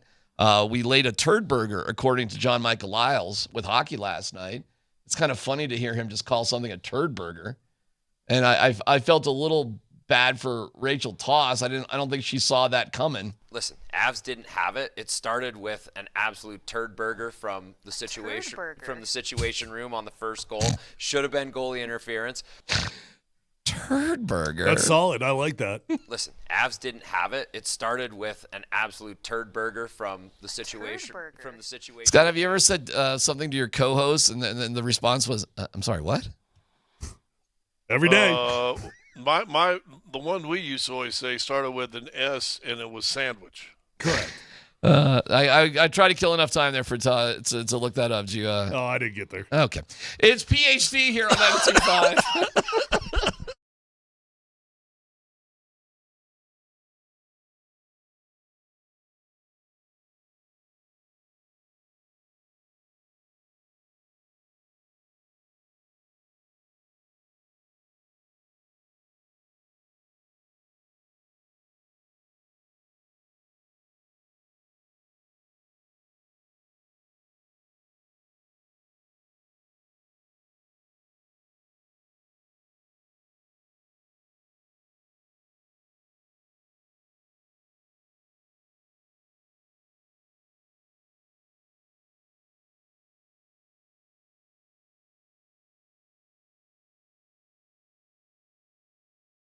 Hey, Tyler, my friends over at Phil Long Ford, the best dealership in Colorado with the best prices, the best customer service, and the best inventory. I think relationships matter. That's why I've been going over to Phil Long since my rookie year in the NFL. The only dealership that I ever need to deal with, because I know these guys, I love these guys, I trust these guys. I always find the vehicle of my dreams, because at Phil Long Ford, they've got over 1,000 cars, trucks, vans, SUVs, electric vehicles, even commercial fleet vehicles on their lot right this minute. So whether you're looking for a new vehicle or a pre-owned vehicle, the vehicle of your dreams is already on the lot at Phil Long Ford, and they've already got the best prices at Phil Long Ford. One-stop shop, and don't drive all over the state. Go to Phil Long Ford this weekend and find your new vehicle.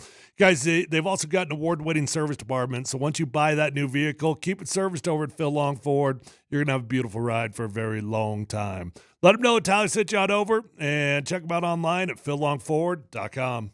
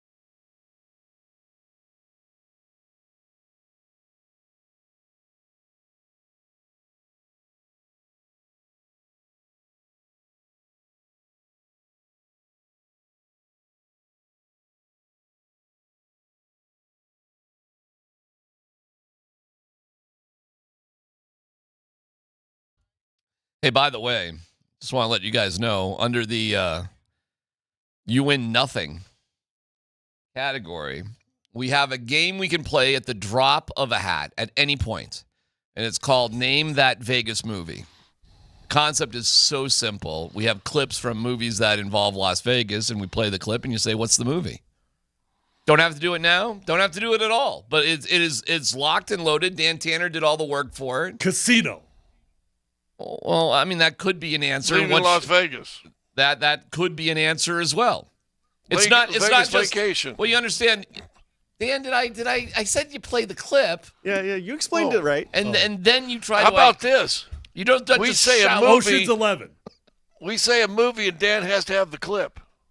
Well, There you go, Scott. I like that one more. Scott, why don't we make Dan work on this one? We just went through that really, really fun process when you asked for a stat. I tried to kill 3 minutes while Tyler looked it up, and then Tyler got bored in looking it up and just stopped. It was shockingly difficult. Here's what I got, though. Oh, you got you kept going? I got a little something. I couldn't find the rankings. I don't know why it was so hard, but his team at Sac State averaged 425 yards per game and 34 points per game. Oh, that's pretty good. Go Hornets. Way to go. What's your up. So you want me to just do I'll do a clip. And you see if you can name it or not. And then, oh, you know what? I got it. I got it. Ready? Are you ready for a clip? Let's go. Any enthusiasm for this whatsoever? Let's go. Just go, can't baby. wait. All right. 8. The count is still plus 16. 10 is minus 1. Counts plus 15. Right man. 8. Still plus 15. 9 plus 15. Oh, the MIT one. 5. What's it called? Counts I got it, right? The What's MIT the name? one. What's the name of it? The MIT one. That's what it is. What's the name of it? Okay, I don't know, but I know it's the MIT one where they're counting cards and they yeah. Yeah. Dan, is that an acceptable? 21. Dan, what Scott? 21. 21 is correct. I already got that. Nope. I already got it. Didn't name the movie. If I didn't say what I said, Scott would have never got it. Scott got it. 1-0 Scott. He's going 16 plus 5, and he was doing all those count numbers. That's BS. It's Scott They're all versus. adding to 21. I think I freaking had that. You didn't get it. Well, let's go to the judges. Judge, will we accept that MIT movie? Yeah, that's the movie. I'm asking the judge. No, he didn't name the name of the movie. Scott named the name of the movie. The judge says, is that MIT movie acceptable? Whatever. Moving on. All right. Is the name of the actual movie acceptable? That is the only thing that's acceptable. You want to play again or not? You want to give us... Yeah, let's go. All right, here we go. I'll stay. I suggest you hit, sir. I also like to live dangerously. As you Austin wish, sir. Powers. It is Austin Powers. 20 beats your 5. Who said Austin Powers Scott first? did. Scott did. He's right. He's right. All right, and that's how that game goes. Damn, we're gonna need more movies maybe in a little bit. Is that all you got? No, we got a bunch more, but we can get to it later. One more. Wow. All right, off the rails already. Here we go. Come on, take the ticket. We're busy here. Come on, take the ticket. Casino. Take it. Take the ticket. I need this, right? I'll remember your face. There is no way of explaining the terror I felt. I had no clue on that one. Oh, wait, hold on. Sound like an older one. Johnny Depp at the end. That's Johnny Depp. Wow. I can give hints on this one if you need them. Scott, you need a hint? I know I need a hint. I don't know if Scott does. I'd need one probably. I'm trying to think of the Johnny Famous Depp in Vegas writer. Famous writer. Leaving Las Vegas with the about Hunter S. Thompson. Wasn't that? I thought that was Nick Cage.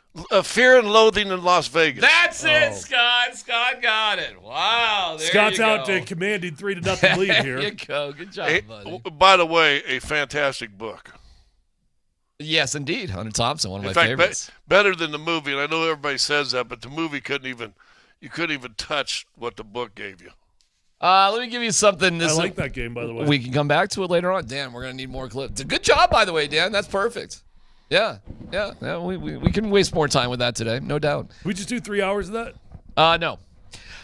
Predictions for the Raiders and the Broncos. What you got? Give me a number. Go 20-10. Denver Broncos covered the spread. And what's the spread? 6? It started at 7.5. 7.5? I'll check. Okay. It was at 7.5. I'm going to go. They covered the spread plus a field goal. All right. Scotty? 17-9. 17-9. Wow. Okay. Why do you think the Broncos are going to struggle scoring? Because that's who they are. Have you watched this year? That's what they do. I've got a lot of evidence that tells me this team is not an explosive offense. They are still at 7.5, and the over-under's 39.5. So 17-9 would put you way under. What'd you have? I said 20-10. 20-10. You're way under. I've got it 30-10, which is ironic because I did not know what the line was. So I have slightly over by a half. And I also have, a ridiculous bet with Adam Schefter. You missed that, Scott. By the way, I figured out if DMac put $200 on the line yesterday. It's actually Starbucks gift cards that would be worth that much. Also known as $200. Well, okay, but it's not just I'm not handing Adam like cash in an envelope. But I figured out if I do lose it, what I'm going to get him is $45 gift cards. Petty. It's petty, but I respect it. Yeah, that's what I landed on if I lose this particular one. $45 gift cards. Actually, you might be doing him the greatest favor of all time if you do that, because talk about good stocking stuffers. Yeah, he'll just put them in his pocket. He'll just start passing those suckers hand them out. Yeah. Actually, that's probably a good thing. I'd be grateful or a if little he did that. Christmas gifts. I'm sorry, what? Christmica? Christmica. Yeah, where you celebrate Christmas and Hanukkah. Well, there you go. All right, Scott, you got 17. I got 30-10. You got it 20-10. Any way the Broncos lose this one? Seriously. 3 turnovers or more. Well, that doesn't seem to matter. No, I'm just going to say no. I don't see how the Broncos could lose this game. Look, Max Crosby might not be playing. I just said 2 days ago that he is playing. He was out yesterday, but he is also the type of dude that will miss practice and still play in the game. So I don't know whether he's played or not. He may or may not. How could Bo Nix throw 3 interceptions against this defense? I don't know. How could Geno Smith score 3 touchdowns against our defense? I don't know. I don't know either. Scott, you got any ideas there? Well, I could see him throw 2 picks, but because if he's off, he threw a pick last game that hit a 75-year-old linebacker in between his numbers who didn't even have to move. So you have a couple bonehead moves there. You've got a running back core that I don't trust completely. You get a fumble in there somewhere too. But Geno Smith, here's why I hold it to 9, and I think that it might even be high. Is that Geno Smith's been sacked 7 times by Denver. They were sacked 10 times by. Gosh, who got him 10 times, Tyler? It was like 2 games Cleveland ago. Cleveland sacked him 10 times. Oh, was that Myles Garrett's 5-sack game? Mm-hmm. Yeah. I just don't know how they keep Geno Smith upright. I don't either. And even with turnovers, I think the Broncos still win this one. We've talked about it this week. Both teams are -3 in giveaway takeaway. The Broncos are 10-2, and the Raiders are 2-10. That is crazy insane. Well, and if we're being honest, I know you can't tell guys this. At least if you got any kind of the right guys, you can't tell them to lose. But let's be honest, the Raiders' best bet would to lose out and see if they can get the number 1 pick. Yeah, and I think the top quarterback is going to be the kid from Indiana, Fernando Mendoza. I think. My God, are we actually, Scott, did you just No. Holy cow, Scott. That's kind of on you right there. Wow, Scott got us right into draft talk, Tyler. Love you, Scott. Thank you, brother. Appreciate it. High five. Fernando Mendoza, the best quarterback coming out? Probably. 6'5". Looks like Madden character. He does. He just Smart, looks good processor. Yep, all that. Took Indiana to the number 2 team in the country right now. Like, wow. Indiana. Number 2 Hey, team by in the country right now. How sick would it be if Vanderbilt actually found a game this weekend? Obviously, it's not happening, but how sick would that have been? Because Tennessee's not gonna. They're gonna stick with Cam Ward, don't you think? Yep. So the Raiders are right there. They're there. They're there already. Yeah, Tennessee's not moving on from Cam Ward. Yeah. I mean, who are the Raiders going to beat the rest of the year? I don't know. What do they got? It ain't going to be the Broncos, so. What do they got left? They've got, let's see here. After the Broncos, hold on, my fine feathered friend. I know how to look that one up. They've got Titans. They already lose to the Titans. Wow. It's not. Well, they got the wait, this isn't right. Oh no. Oh, wait. Is this right? Hold on, sorry. Look at this. Blah, blah, blah. Yeah. I got it. Okay. At Philadelphia, loss. At Houston, loss. Home against the Giants. Maybe. Maybe. And then home against Kansas City. No. Which is a weird one because who knows who will be playing for what in that particular game. So who knows if Kansas City it'll even matter for Kansas City. Well, it probably will not. I think if Kansas City wins this weekend, they could sweep the rest of the season, which I think would put them at 11 wins. If they lose this weekend, then it'd be best for them to just bail on the rest of the season, see if they can help their team in the draft. Well, they got their hands full, and it's on the Peacock there against Houston. That's going to be a tough game. It's a home game for them at least. Then they've got the Chargers. That ain't going to be easy. Tennessee, that should be a W. And then we have our game against Kansas City. Yeah, Chiefs still do have a reasonable chance of making it, according to Next Gen Stats, 46.7%.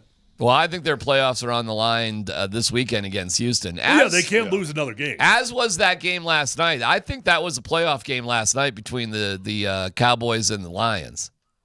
Oh, Cowboys are done. That's it. Yeah. They dropped below like 10% odds of making the playoffs. I was surprised a little bit by that game. I thought Dallas was going to look pretty good.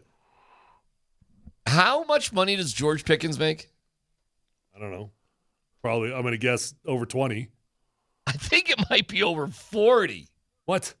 Yeah. I think it's like, Dan, help me look it up. No freaking way. It's something ridiculous. 40? Well, what is he projected to make? He's projected to make between 29 and 34. But, what is George? Maybe not 40. 40 is probably too much. What we got on good old George? That hard. Come on. He's making 3.65. Yeah. But just a bit under 40. Yeah, that was close. As a free agent, how much is George Pickens going to make? Theoretically. Sorry, my bad. How much do you think he's going to make? 30. Right.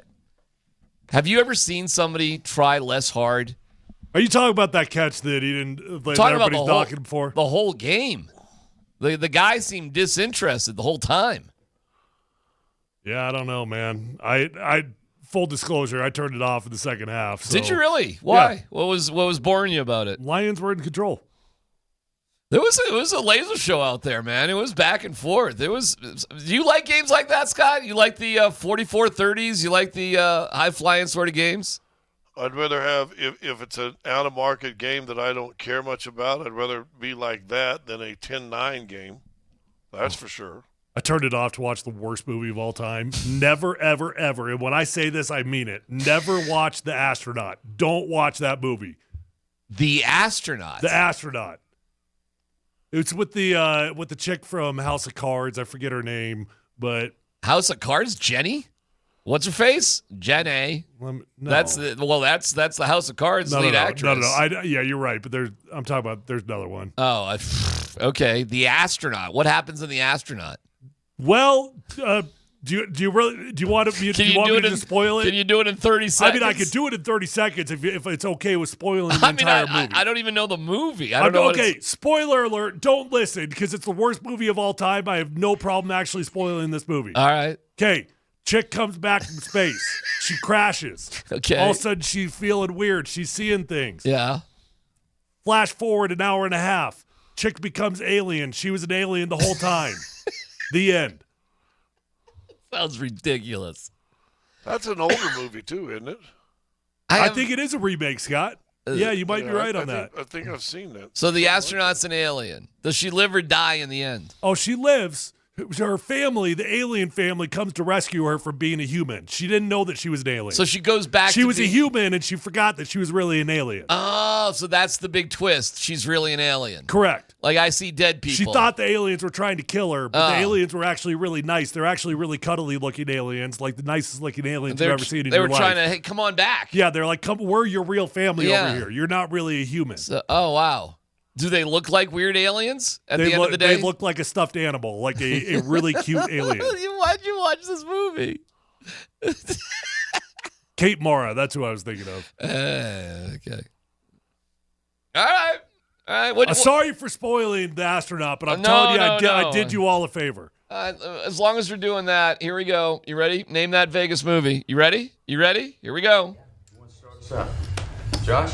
Yeah. Josh. Yeah. To the left. Deal to your left. Shane? Hangover. It's not blackjack. No, Ocean's 11. Ocean's 11. I think we got to clarify the rules here. Do we need the clip to finish playing, or are we're just screaming it as it goes? Well, don't you just press the buzzer when you're ready? What buzzer did you hit? Well, I spoke. All right, that was Ocean's 11. So if he spoke on the first buzzer, then he said the wrong movie. Oh, but we get unlimited buzzers. You didn't know that rule? But maybe just blurt it out as it's going on. That's pretty funny, actually. Just start screaming out names of movies. All right, I'll do one more. You ready? You ready? Just blurt it out, right? You're good? Here we go.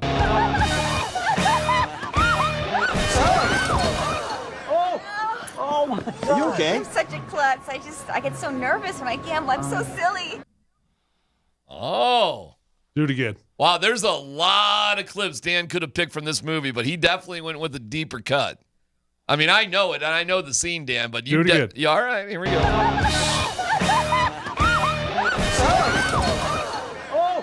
Oh my God. Are you okay? I'm such a klutz. I get so nervous when I gamble. I'm so silly. Swingers. Not swingers. Wow, how did we both just say swingers? Yeah. Showgirls. Not Showgirls. Elizabeth Berkley. Great bad movie. Showgirls. Great bad movie. Can I get a clue? It's one of three. There's 3 movies of it? Huh. No? You need another clue? Yeah. Have I already said it? Oh, yeah. Hangover. It's The Hangover. It's The Hangover. That's when she was faking everything. We got a 3-2 ball game here, folks. We got a 3-2 ball game. All right, let's keep playing as the show goes on. I like it. You're having fun with it. It's 3-2. It's getting a little competitive. PhD here on 92.5.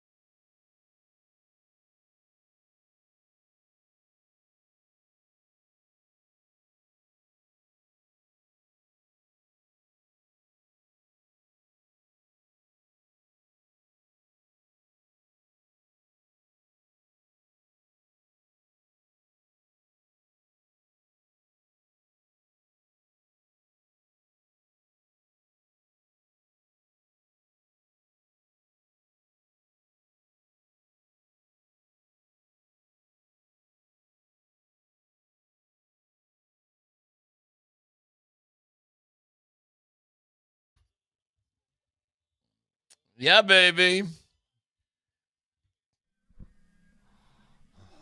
Dan's doing a good job adding some more movies in there, so we can play that here in a little bit. Scott getting nervous? No, Scott nervous? Never nervous Purvis. He got out to commanding lead. This is like a Giants comeback right now. I don't think Scott's going to get nervous. I mean, Scott's will to win, though, is unquenchable. Yeah. I've got a fear of failure, personally. Scott, yeah, we got into the whole thing, man. Like, fear of failure, dude. You ever hear that cliche, Scott? You know that one, I hate losing more than I love winning, all that sort of crap? Does that mean fear of failure, though? What's different? Well, not necessarily, but Sean Payton did define that as a fear of failure. Yeah. What would be the difference? Revenge. Like anger. There's fear other of failure can be a psychological stumbling block. Yeah. That keeps you from performance. Correct. Hating to lose means you're doing everything, and my take on it is you're doing everything in preparation to put yourself in the best ability to accomplish what you want to accomplish. Now, even doing that, you're going to lose games. Yeah, like I but think fear of failure, you ain't even preparing. Like I think I've got, and now this is not in the sports world, but just in whatever competitive what we do thing. All my thing is based on petty revenge.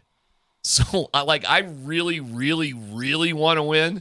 Like I take a lot of pleasure in it, but my motivation for it has nothing to do like I'm about to fail. In fact, just the opposite. It's kind of the ridiculous confidence that whatever we all do together, we're going to win. Like failure to me would be a shock.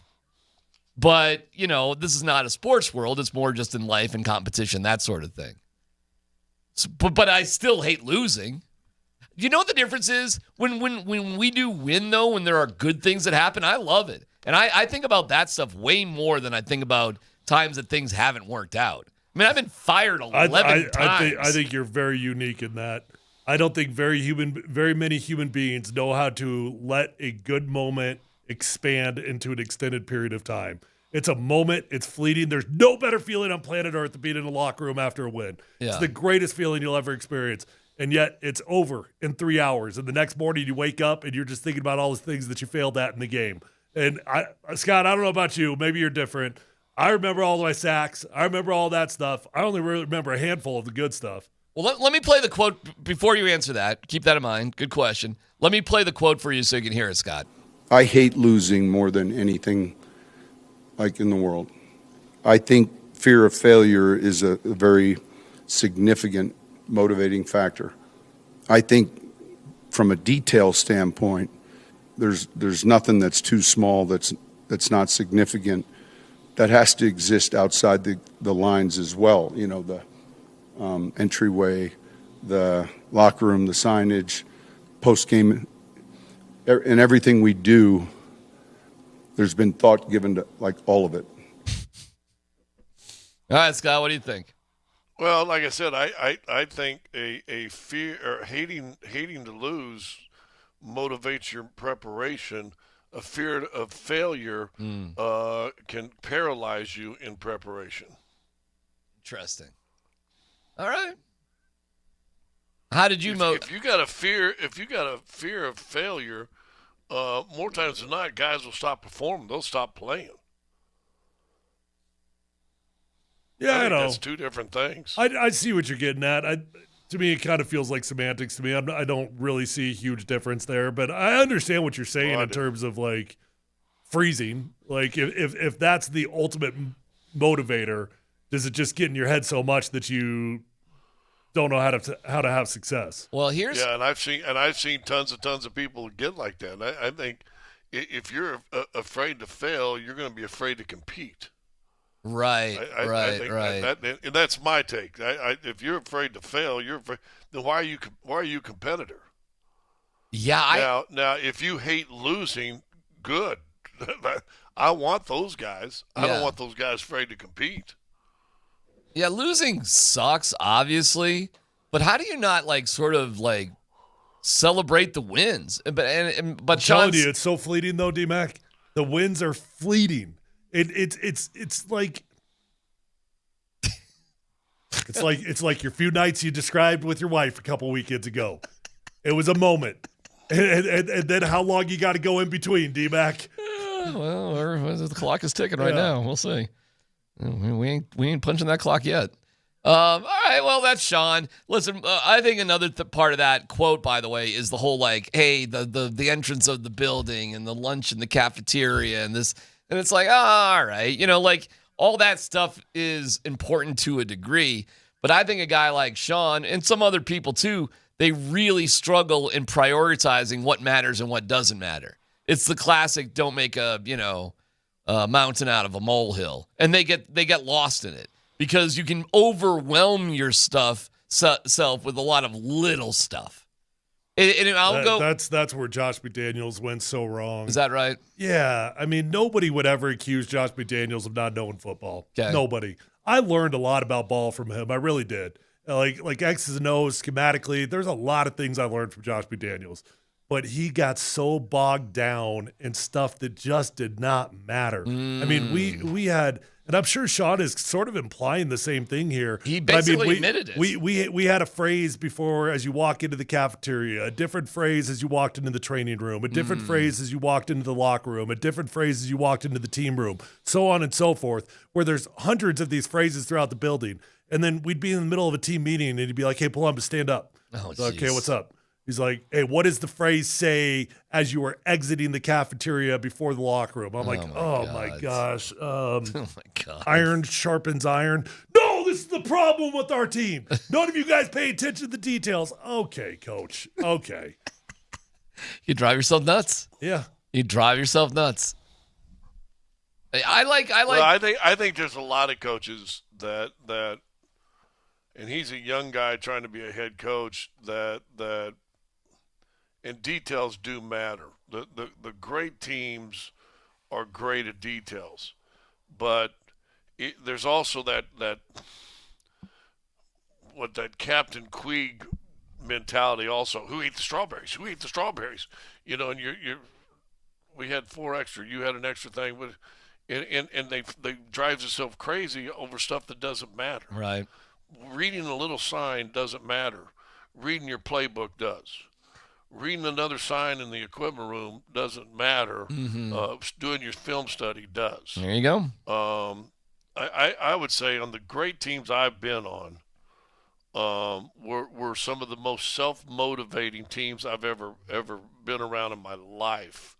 I don't remember when we won a championship in Detroit. I don't remember one motivational sign on the entire thing. It was we go to battle every night for each other, and we got everybody has everybody's back. Let's go. Well said. All right, we can and I wanted to get into the hockey stuff. There was a really funny thing that happened in the hockey game last night, but kind of a sports sort of thing beyond the hockey. They lost, but there was something really quirky that happened. We'll get to that. Hey, a reminder, Nate and Andy are live from the Old Man Bar in Broomfield today, and they're giving away Bud Light VIP tailgate passes and a pair of tickets to the Broncos-Jags game. Great specials on Bud Light starting at 3 o'clock, so make sure to enter for Broncos tickets. See you at the Old Man Bar in Broomfield. Jason Horowitz, the voice of the Raiders. That's got to be a fun job this year. He joins us next.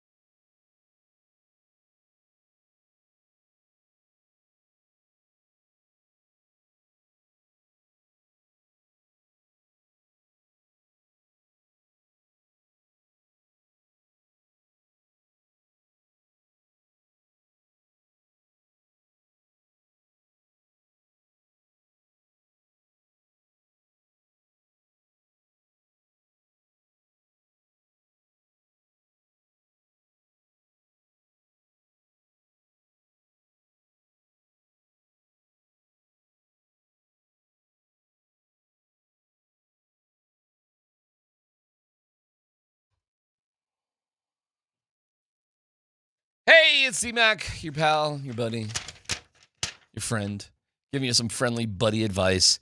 If you're dealing with erectile dysfunction, the Rocky Mountain Men's Clinic, say I'm a good buddy. I'm giving you the right advice. It's buddy-to-buddy talk about ED. The holiday's meant to be joyful. ED, not so much, okay? If it's putting a strain on your relationship, how we go? How we go in 2026? Show your partner you care by giving the gift of treating your ED and restoring that relationship and bring some fun back into the bedroom. And it's probably been just like, those are, what do they call those things? Hay bales. They're not hay bales, but you know what I'm talking about. Just blowing through. So call the Rocky Mountain Men's Clinic. I'm going to think of it in a second. I know I am. I know you are. You're screaming at your radio right now saying, DMac, you really are an idiot. I am. But not about this. The Rocky Mountain Men's Clinic can give you and your partner the best gift this season. A renewed, restored relationship. You can see it. It's like up in Wyoming. They just blow through the dirt roads. Just can't think of the name. Call them today at 720-440-7900 or visit RockyMountainMen'sClinic.com. Visit my friends at Rocky Mountain Men's Clinic, and you won't be as forgetful as I am right now. You know what? 720-440-7900, RockyMountainMen'sClinic.com.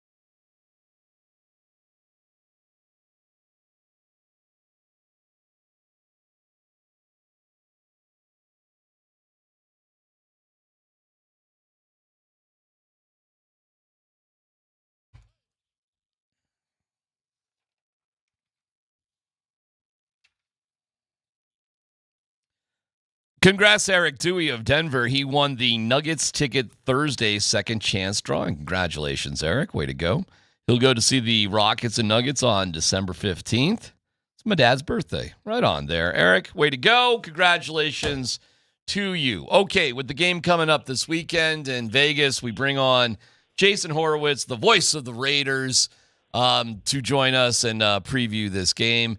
Jason, how things going there, Jason? How you doing there in Raiders land? I want to go see the Nuggets and the Rockets. I bet you do. Wait a minute. Can I go see the Nuggets and the Rockets? You guys have some extra things? No, Jason. Jason, you need to prepare for another incredible Raiders game. So you are busy, my friend. You're not done with the season yet. And when you're preparing for Raiders games these days, how's that process? I mean, the preparation's still interesting. Like the same. I would say the excitement of the possibility of what weekends could hold are different, but the process of the preparation is still the process of the preparation. You know, like you're getting ready to call a game. The stats of not only your team, what could happen. You know, the team obviously we see the Broncos twice a year. That stuff's still enjoyable. I'm kind of a stat nerd. And like finding things that maybe I hadn't seen or heard. So I look for those type of things. So that kind of stuff's still fun. All right, how about this real quick? What's the difference now that Chip Kelly's gone? I don't see him in the booth next to me. Okay. Does that help? No, I mean, it's only been one game, right? Like, it's only been one game. And there were two really awesome drives against the Chargers. And they looked like they were drives that were like, hey, this offense looks different. But the other reality was we had 6 or 7 3-and-outs last week, you know? And so, like, I think the inability to protect Geno Smith, although I will say this, I do think our offensive line looked better last week. The rotation of Caleb Rogers, the third-round pick out of Texas Tech, Antonio Mafi, who was originally a Patriots draft pick a couple years ago, who was called up in the practice squad, that was a better combination than moving Jordan Meredith from center to guard and starting undrafted free agent Will Putnam. And so, like, there's some of that. But, guys, like, Geno Smith's been sacked 25 times the last 4 games.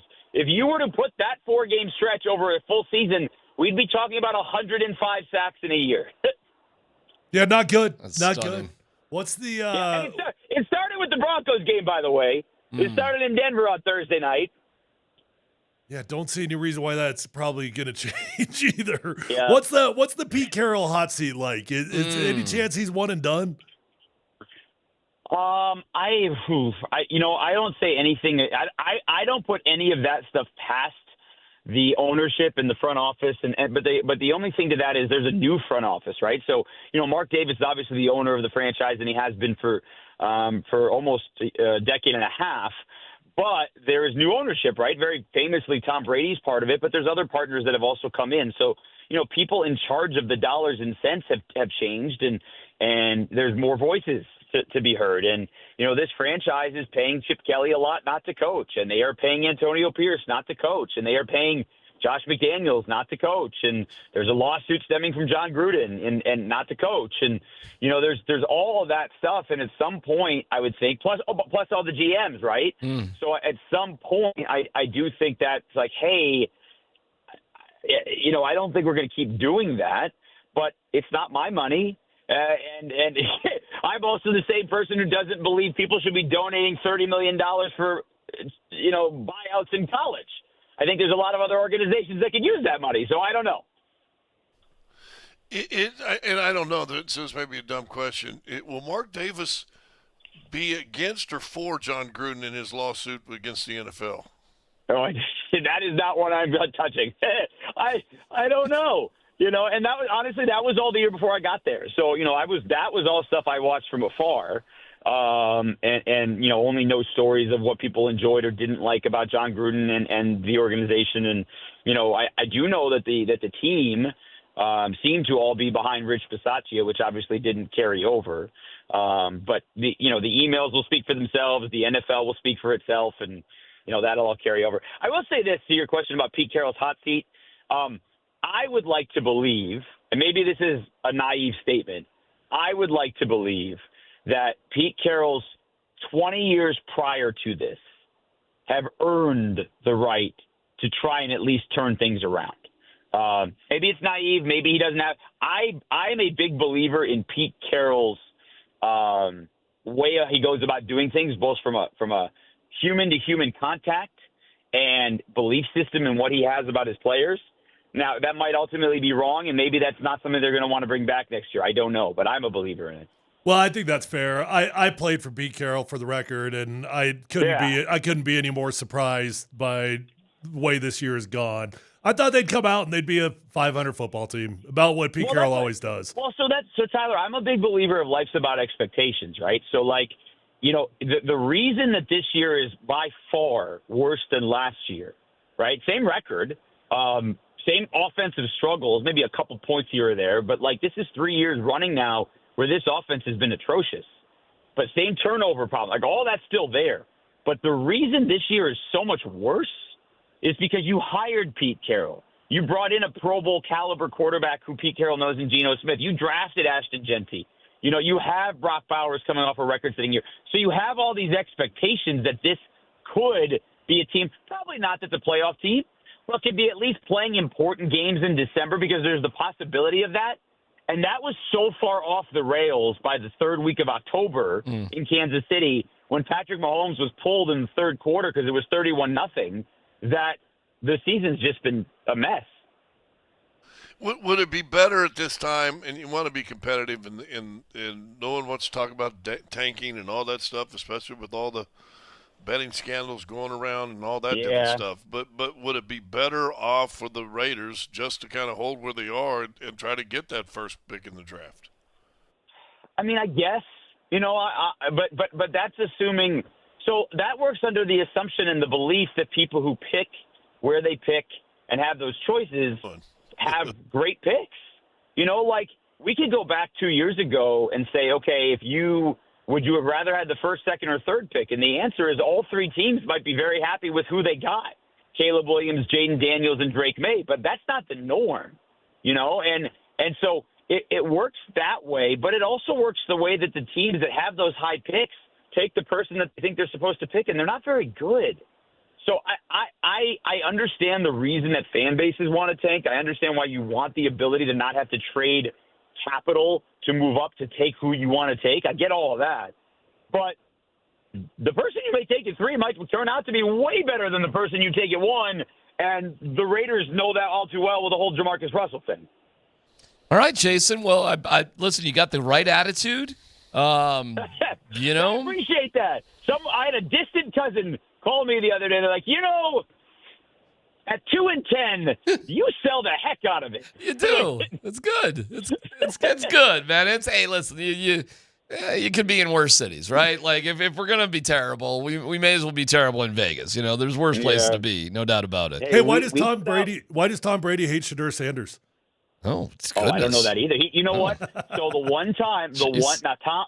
Tom has been at 2 Raiders games this year, and I've only met him once or twice. In once when I was younger in the field, and then once more recently, obviously now as partial owner of the Raiders. And it was week 2. It was Monday Night Football. Everyone was talking about Tom Brady in the coach's box, which is right next to us at Allegiant Stadium. Right. And at halftime, I saw him standing out of it, and I was going to go say hi and reintroduce myself. And I looked down at my shirt, and I realized that I had spilled sour cream, so I didn't go do that, and so I don't have an answer for you. Okay. You that's a very George Costanza moment of you there, Jason. So I'm wearing a black Raider shirt, and there's white sour cream on it. What an idiot. Where's the sour cream come from? I can't talk to him. I got the sour cream. All right, Jason. I know where it came from. It was tacos in the press box. I know where it came from. Jason, we wish you the best. Thank you, pal. We appreciate it. Thank you. Take care, guys. Have a great weekend. Well, that's the right attitude. That's that guy's awesome. Hey, you don't have to be miserable just because people you're covering are miserable. Nah, hey, we're prepping. I got stats. I'm a nerd. I got guac on my shirt, and whatever. Still living the dream. I got this job. They'll have a full house this weekend to watch the Broncos and Raiders. Now, 80% will be Broncos fans that go to Vegas for the weekend. Yeah. Did you guys see how many Broncos fans were at that Commanders game? It was unbelievable. Nuts. More than you could. It was amazing. So if it's like that there, what in the world is it going to be in Vegas this weekend. Yeah, you'd think. So, and then there's 10% of that crowd at that game is just going to be people lost and thinking they're at Blue Man Group. So there's a huge article, I read it today, about the Raiders fan base is like, it's dwindling rapidly there. They just don't feel tied into this team, which you kind of get. Yeah. Like, what have the Raiders done to bond themselves with their fan base? Just wait till you get the Oakland Athletics. Woo.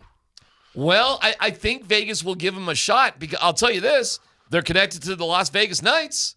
They're really connected to the Las Vegas Knights. Well, and thank you NHL for giving them the ability that they gave them in that expansion year. They made the playoffs that first year. Well, no doubt, and they've won a championship. And won a championship within the first 5, I think. That's right. How did we feel in Colorado when the Avalanche came to town and won a Stanley Cup right off the bat? It's unbelievable. Mm-hmm. But what have you done? And by the way, that Allegiant Field it's nice. It is nice, okay? But it's also like when a place is so nice, it's, I don't know how to put it. It's too clean. It's just there's no grime, there's no grit, there's no footballness in there whatsoever. And it's not an intimidating place to play. A new A stadium looks stupid crazy. Well, it is Vegas. Like, it is an amazing building. But it's just, I don't know. Who knows? There is something about football, like, to feel that the stadium could crumble under your feet sort of brings the level of excitement to what's going on. As crappy as Qualcomm was there in San Diego, I'm going to bet that was kind of a fun place to play. I'm just guessing a little bit because it was a heck of an environment inside. Am I right or wrong on that? Well, I don't know. I mean, I only played there, I played there a couple years. It was kind of similar to the Coliseum. Like the sideline was so big. You had 30, 40 yards between the stadium and the actual sideline itself. That I always just all right. Never mind that. What about in Oakland? What was that like to play there? Because that stadium might have been the crappiest stadium of all time. Yeah, I've always felt like my experiences in Oakland did not match what I felt like they were supposed to. Is that right? It was not an intimidating place to play. Not a big deal. The stadium was half full. All right. The sidelines are probably twice as big as San Diego's were. I mean, you're talking about 70 or 80 yards between the stadium itself and the actual so weird, sideline. isn't it? The configuration. I mean, it was of a that place. baseball stadium. I know, it's so weird. But it's looking back historically, because if you go back and see old films from the 50s and 60s, it's amazing how many football teams played on baseball stadiums. Unbelievable. Unbelievable. And then as everybody started getting football stadiums built and everything else, Oakland was the only holdout. It was right? unreal. It was unbelievable. Yeah, you were always seeing football in October with like dirt infields, like where the shortstop is. You saw that all the time. By the way, we will have a preview of the Elway documentary. That's coming up. Have a really cool conversation with AG and Cam Johnson. That was really neat. And also, we can get back to our Vegas game here, where it's Scott leads 3-2. But Dan's putting up. But we got a good comeback going on. That's all I got to say. Dan's putting up movies left and right. I'm focusing on what was recent, and recent success was good. It's PhD on 92.5.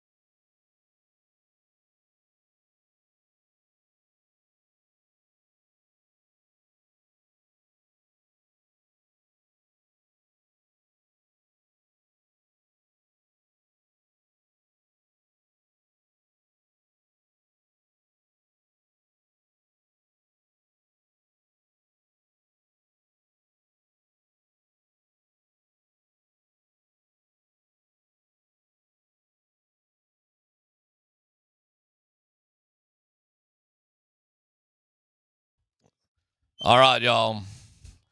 Heading down to Vegas. Las Vegas. God, I got to tell you, I love me some Las Vegas. And I've been a winner in Vegas, and I've been in the fetal position in Vegas. It has done me dirty, and it has been a shining star. Just never know where you're going to go. But I do love that town. I do love me some Las Vegas. It's just always something going on. Fun place, man. I like it a lot. I got no place for Vegas in my life anymore, though. So I feel bad for you, my friend. But I always could spend some time there. Just too many demons, too many bad things.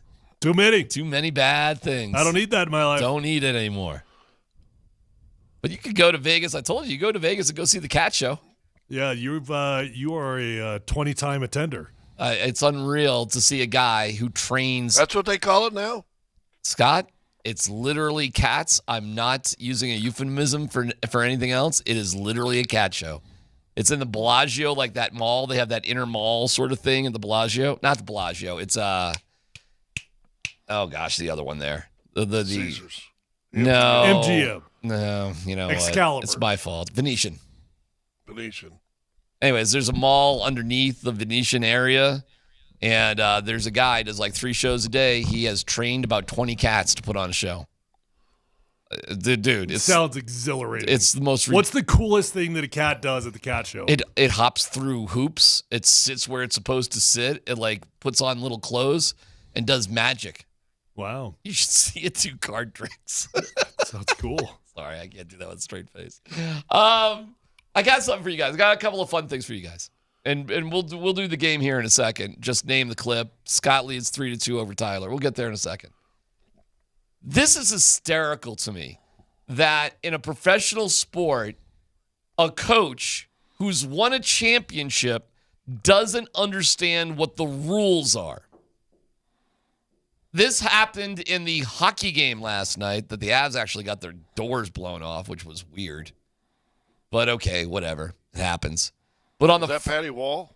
Patty Waugh got a little revenge. You know, they took care of the Islanders here, but not there in the islands. 6-3 was the final. They had it was 5-3, and they had a 6-on-4 power play. Empty net. Pulled the goalie, had 6-on-4, couldn't connect. They were down 4-0, made it 4-2. Whoops, 5-2. Blackwood, not a good game. Wasn't a good game. They got beat. They were not the better team last night. First time that's happened all year. But a lot of the conversation afterwards, there was what Bednar thought was goalie interference. And if you guys have seen this play, the Islanders dude has his stick stuck in the pads of Blackwood, kind of moving him around a little bit. And then another dude just flips the puck over him and like, wait a second. I mean, it's like a melee in the goal mouth area, but like, dude, your stick is in this dude's legs. Near sensitive areas, by the way. So here's Bedsy after the game. Hey, listen, I think goalie interference is a joke. If it's not goalie interference, I don't know what is. You can't just shove the goalie's pads out of the way and then like create a loose puck. I'm getting them all wrong when I'm looking at the challenges around the league. So, I'm kind of having my mind. I'm not going to challenge unless it's obvious. But to me, it was obvious. Guys, how can a sport have rules where somebody who is as deep into the sport as Jared Bednar doesn't understand what the rules are? Yeah, How's that he doesn't understand it? Well, he's saying that I get it wrong all the time. I mean, it's not necessarily saying that he doesn't understand it, but I guess DMac's point, he's saying every time I think I know what they're doing, I get it wrong. That's what he's saying. Here's what you got to know. And I was told this by how do I want to say this? Oh, jeez. Somebody that works closely with the NFL or the NBA, the NBA. Okay. Officials, and I'm assuming if it's in the NBA, it's in the NFL, it's in the NHL, it's in all the leagues.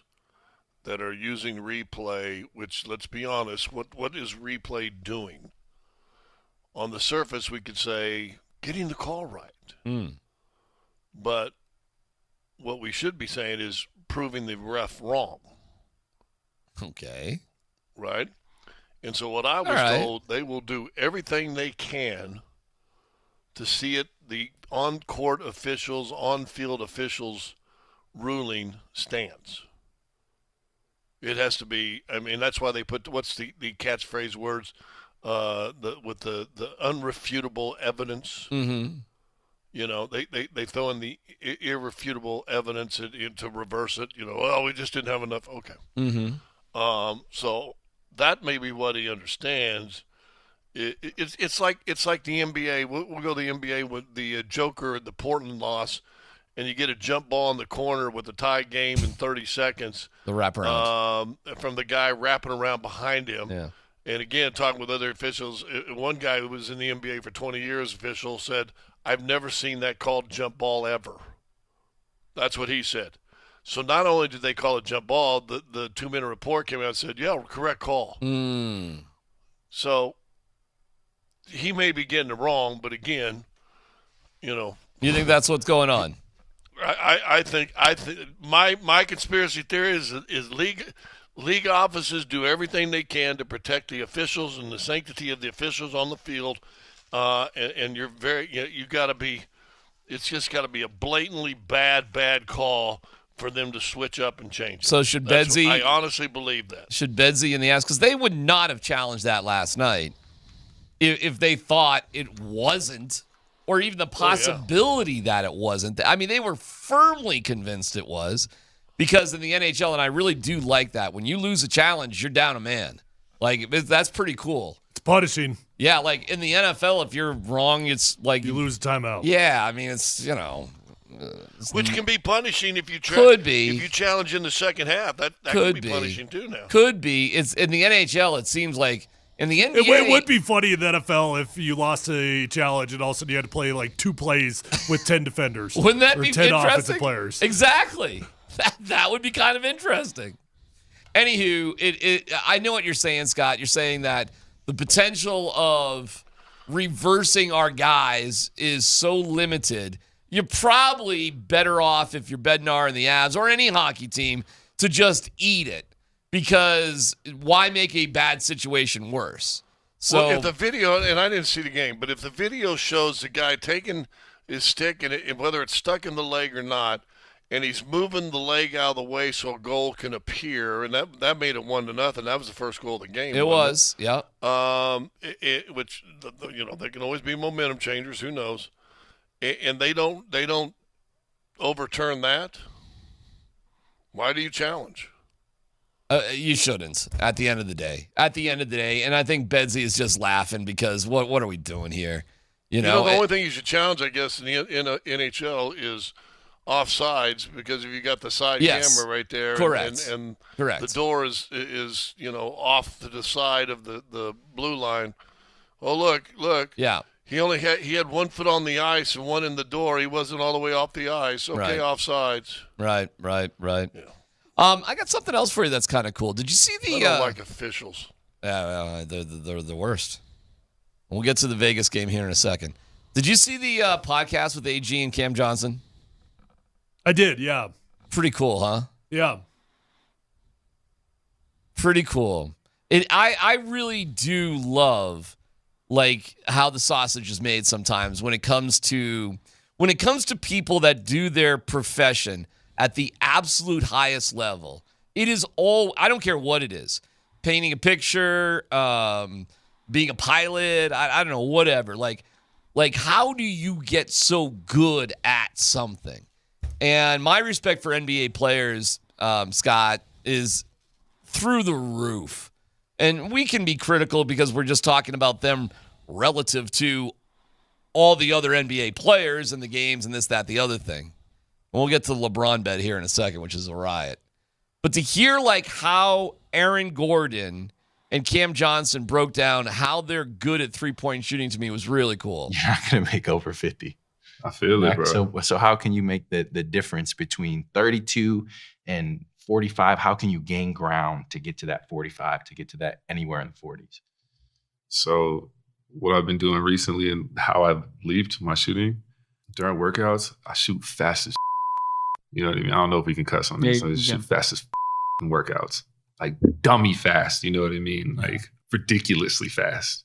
You know, like if you're coming off pin downs, if you're doing whatever, like fades to the corner, you're coming off DHOs, anything. Just like insanely out of control fast. So it's just like way sped up. So then once it comes to the game, it's just like slow. You know what I mean? Exactly. Now you're a lot slower. It's like more normal, and now you can shoot at your own pace, and it's still fast because that's what you're training at. So yeah, that's been a big one. It's hard on your body. Yeah, you know, but so are game shots. Like when fatigue kicks in, you're playing in Denver. It's one long stretch in the first quarter. You're catching your first win, and that ball gets swung to you. You're wide open. You're like, oh man, hold on, let me take a second breathe. But like that, I mean, that's exactly my point, bro. It's like shooting is just how can we find ways to. If I'm shooting 7 a game, there's a huge difference between making 2 and 3. That's like your job is on the line. The difference between making 2 and 3. So how can I make that one more per game? And a lot of it does come with just being accustomed to the speed of the shot and being able to feel like those game reps are slower. Scott, what do you think about that? Well, I had one of the DU coaches when I was coaching high school basketball. I went down and watched DU women teams practice, and I was watching. They're doing a defensive drill, and they were denying the ball in the wing all the way above the 3-point line and out of bounds. I mean, further than you'll ever see anybody deny the pass. And I asked the coach why they train that high. What are they doing? And she said it's game slippage. If I can train them to the out of bounds line above the 3, I know in the game, because the game slippage, everything changes. And they're just denying the 3-point line, we've achieved what we wanted to achieve. So that's kind of what Aaron Gordon's talking about of training at a super fast speed. You want to train faster than the game if you can, so that once you get in the game's slow. John Wooden used to always say he made practices as hard as they could so that game time was easy. And that's a little bit what Aaron Gordon was talking about. Yeah, I mean, in football terms, I was joking about a lot of tough stories with Alex Gibbs yesterday, but one thing Alex Gibbs did in kind of recreating the way that offensive linemen would train during individual periods is, and it trickled down to Rick Dennison, who I had, and it definitely trickled down to Tom Cable, who I had in Seattle, is he made individual so fast. There's hardly any teaching going on during the individual period because he wanted to get 1 million reps in as fast as he possibly could. He believed the repetition was more important than actually taking the time to sit and correct in the middle of the period. We can correct after practice. We can correct when we get into the film room. But you are going to get so fast. I mean, there was nothing more challenging than a Tom Cable individual period, and he got that from Alex Gibbs. We would get, I'm not kidding you, 5 to 6 times as many reps in during individual as we would with other offensive line coaches that I had. Interesting. And I could go either way on whether that was a good thing or a bad thing. I think a balance in between is probably healthy, but I totally understood the approach behind it. How about Cam Johnson saying the difference between making 2 threes and 3 is your job? Is your job. Like your job is that difference between 35%, Scott, and say 42%.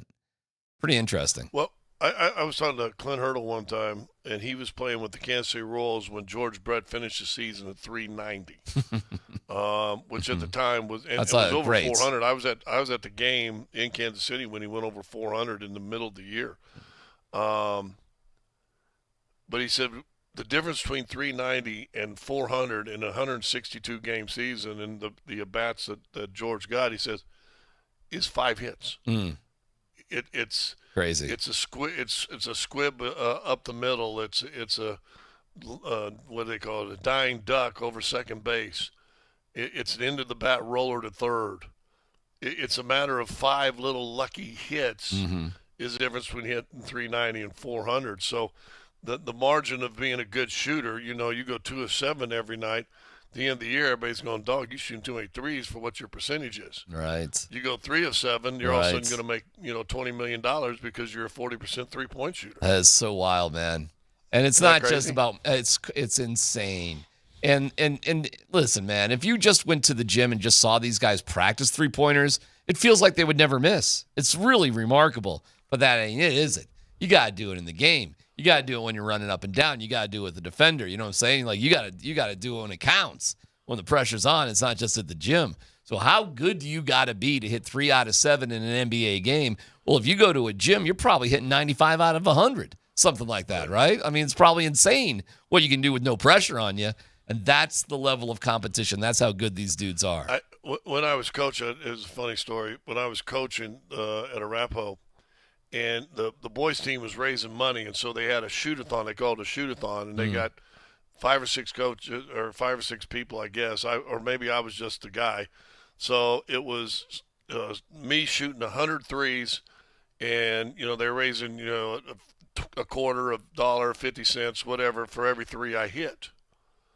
And again, so I'm at the YMCA down there on Broadway. I'm just in there and boom, boom, boom. I hit 75 out of 100. That's awesome, man. Now, that is awesome. The cool thing about it was because there's like 5 or 6 varsity guys there, and they're all like, oh. And I'm like, dude, this is like 2 feet shorter than the NBA's. And I was shooting a lot and playing a lot because I was coaching. So, yeah. But I had no pressure on me. Right. What was the pressure? I'm sitting in an empty gym with a ball in a basket. Have you guys seen the video of Ben DiNucci? Do you remember Ben DiNucci for the Broncos? Yeah, QB. Yeah. All right. So he seems like he's got a really good personality, the Nooch. He goes with a video camera because he's trying to get back in the league. He's out of it right now. He'd like to be back, but whatever. We're moving on with life to a degree. He goes to a rec league, men's league flag football game. This is Ben DiNucci, right? Like barely hanging on. Had a cup of coffee in the NFL. Good enough to play in NFL games. He goes to this men's league, and it's a joke. It's a joke what he's doing. And he's not a very imposing looking guy. The Nooch, he's like 6'2" or whatever. He's not like some sort of like, he blended in right with the guys. It did not look like if Jared Goff or Herbert showed up, you'd think like there's something up here. You're 6'6", whatever. The Nooch shows up. He looks like he's ready to have some beers and wings. But the ability level of high-level performers is so beyond our human comprehension because he's just zinging it left and right, whatever, because he's on a different level for what he does. So again, as we humans just sort of watch these athletes, and it's so easy to toss bombs from the sideline, right? At the end of the day, this is coming from me. I really do have unbelievable respect for what you guys did because it's beyond our comprehension. Then to go back, Tyler, to the one interview we had that one time, you're talking about a guy who's probably in the top 1%. Yes. You're a jerk. Not to me, but you're a jerk. Oh, I mean, I'm just quoting. How is being a jerk quoting somebody? You know what you're doing, and it's okay. Just accept who you are. That's all right. Oh, my God. I enjoyed it. It's comical. I brought it up multiple times, too, because I'm a jerk. All right, I had something else, but you just ruined it because that was too funny. I'll get to it, though. How is that bad? Well, I want to get to the LeBron bet. Should I do it? Go ahead, Dan. I'll do it really quick. This is hysterical. So, I don't know if you caught it, but LeBron, who were they playing the other day? And he's hanging out. They're getting their ass kicked, okay? And he's hanging out at the bench. Like, he didn't even come to the timeout that the Lakers called. Something like that. I forget it. And it's like J.J. Redick is screaming at him. He didn't run down the court to where all of a sudden J.J. Redick had to call a timeout. Right. And he sauntered, finished his conversation, and walked down. Then LeBron, dude, man. He took a bunch of crap because he kind of went out of his way to get his 10 points and then just was like, yeah, I'm out. Because he's got this absurd streak going. 1,200 something. Right? I got the exact number. 1,297 straight games over 18 years. Of scoring 10 or more points. For 18 straight years, he scored 10 or more? Yes. Wow. 1,297 games. That's actually unbelievable. It's unbelievable. But he got a little flack the other day. So last night, gosh, who were they playing, Scott? Because he hit a 3 Yeah. to go 3 for 10 and go from 7 to I think he had 8. So he got 11 points. But he was the only guy in. It was a bunch of bench guys and Braun. So Braun could get his 10. So he got a bunch of crap for it. So what does he do last night? They're playing the Raptors. The clock is winding down. LeBron gets the ball in his hands. He's got 8 points. The game's tied. Hey, I'm LeBron James. The game's tied. I got 8 points. Nobody is going to have a problem with him taking a shot. Kicks it to Rui in the corner. Drills a 3, they win the game. And the streak of 1,297 games goes down the toilet. And I do think he didn't take that shot because of the crap that he got for the game before it, Scott. I swear to God. I do too. To think that he's like unselfish in this moment for Rui is a joke. But that ain't the story. And it was funny, and LeBron is so phony. So afterwards they're asking him, how the streak? Oh, I don't care. We won the game. I'm like, okay, Bron. Like, he is that petty that he's willing to break this streak to prove something else. This guy is a weird psychological dude, LeBron James. He's a great player, but my God. But that's not even the story. There's a guy out there with a betting slip that we see now. He bet $15,000 to win $576.92. I'm sorry, 15 grand to win $500? $576.92. This guy's got too much money. 15 grand to win $500, basically. I mean, if I got an extra 15 grand to wager and all I'm getting is $500 in return, somebody don't let me ever bet again. But you want to talk about a bad beat. He lost the bet, but his metrics of why he made that bet is based over 1,297 games over 18 years. What's the compound interest if you put $2 down on the very first game to get 10 points or over, and then you let it ride day after day after day after day? You would be the richest man on planet Earth. Until you put it all on the line again. It's something else, man. So that exists in this world. We'll have no dumb questions coming up next.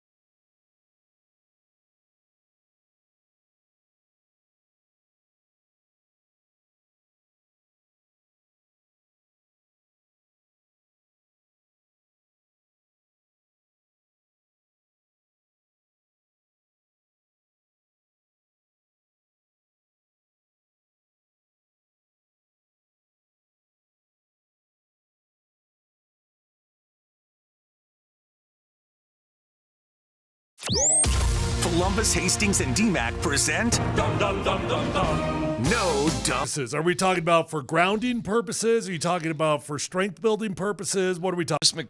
McCutcheon wrote about running barefoot or whatever. Yeah, and he goes with like this tribe, and they barely wear anything, and the whole thing. Now, what that made me do in terms of my feet, because he said it is a ruse what the running industry does. They tell you need to replace these sneakers like every 6 months, and he goes, the first thing you should do is actually go back in your closet, because when your running shoes wear down, they're probably in better shape for your feet. They're probably custom to your feet and whatever. And I actually did do that. This is back when I was doing all sorts of running and stuff, and I reused my old sneakers, Scott, to your point a little bit, for years after that, including running another marathon in shoes that I had more or less thrown away. So I don't know if there's something going on with you these days, but I think there's something to it. But barefoot? Well, I'll tell you this, Scott. I don't know if you meant this at all with the question. I am so anti anything voodoo. Like, I'm the most like hater of all anything voodoo. I'm just a hater on it. I actually think there's something to grounding. I actually do. I actually think there is something to just walking around in the grass, walking around. Like, I'm telling you, your body, like, it's kind of got a little reset to it. I know everybody roll your eyes at me up, but I'm telling you, I kind of buy it. Well, algorithm. So I'm watching, there's this lady that she's gone, gosh, what is it, 360 days in a row climbing trees. This goes, I guess, to your grounding thing. And, I guess you could call her a tree hugger, but she, talks about getting into nature and blah, blah, blah, blah, blah, blah, blah. She does it barefooted. Uh-huh. And I'm like, how do you climb? I mean, I could hardly walk out to the mailbox barefooted today, and she's climbing up these big trees barefooted. Yeah. Keep going, though, Scott. I mean, now we got the music. Can't stop now. Today, I will climb the tree barefooted. Yeah. Well, everything that's coming out now, it says it's healthier for your body, your posture, your feet, Scott, everything. Why don't you go to the game barefooted tonight and just see how it goes? Yeah. And just tell everybody. Because I've got old man stuck in a box feet that have been tenderized. But maybe the reason they have been tenderized, Scott Grasshopper. I'm right here with you now. Grasshopper. The reason why could be because of those corporate shoes that you've been wearing. I know. So why don't you just go to the arena tonight barefoot and embrace the hardwood and embrace the stones under your feet, the pebbles between your toes? I'm also going to tell you. Because you know what? What? I'm soft. If you would like a spiritual experience, yeah, top 3 spiritual experiences of your life. And Moser's an idiot. But the one thing that he is absolutely right on. What's that? Top 3 spiritual experience of your life will be the day that you decide to golf barefooted. It is the greatest feeling on planet Earth. Walking around a freshly mowed fairway, a freshly mowed green, right, in your bare feet. It's amazing. Until you hit your driver and you go up on your toe and you jam it. And no, Scott. Scott, let it go. Scott, if you can climb a tree barefooted, let it flow. You can certainly hit a driver barefooted. Sure. And there might be a twang, but that's just going to be momentarily. Yeah. Peacefulness will be forever. Well, I think about that because, when I'm in the hotel room, we travel, my shoes off as soon as I get in the room. I dare you. I double dog dare you. I'm not going to bet anything. It ain't going to work. Go a day barefoot. And that day is today. Well, I bought those barefoot shoes, and you made fun of them the day I wore them in. Because they're stupid looking. Yeah. But yet effective. But that doesn't mean. But there's a lot of stupid things in life that we do because it makes us feel better. PhD right here on Altitude Sports Radio.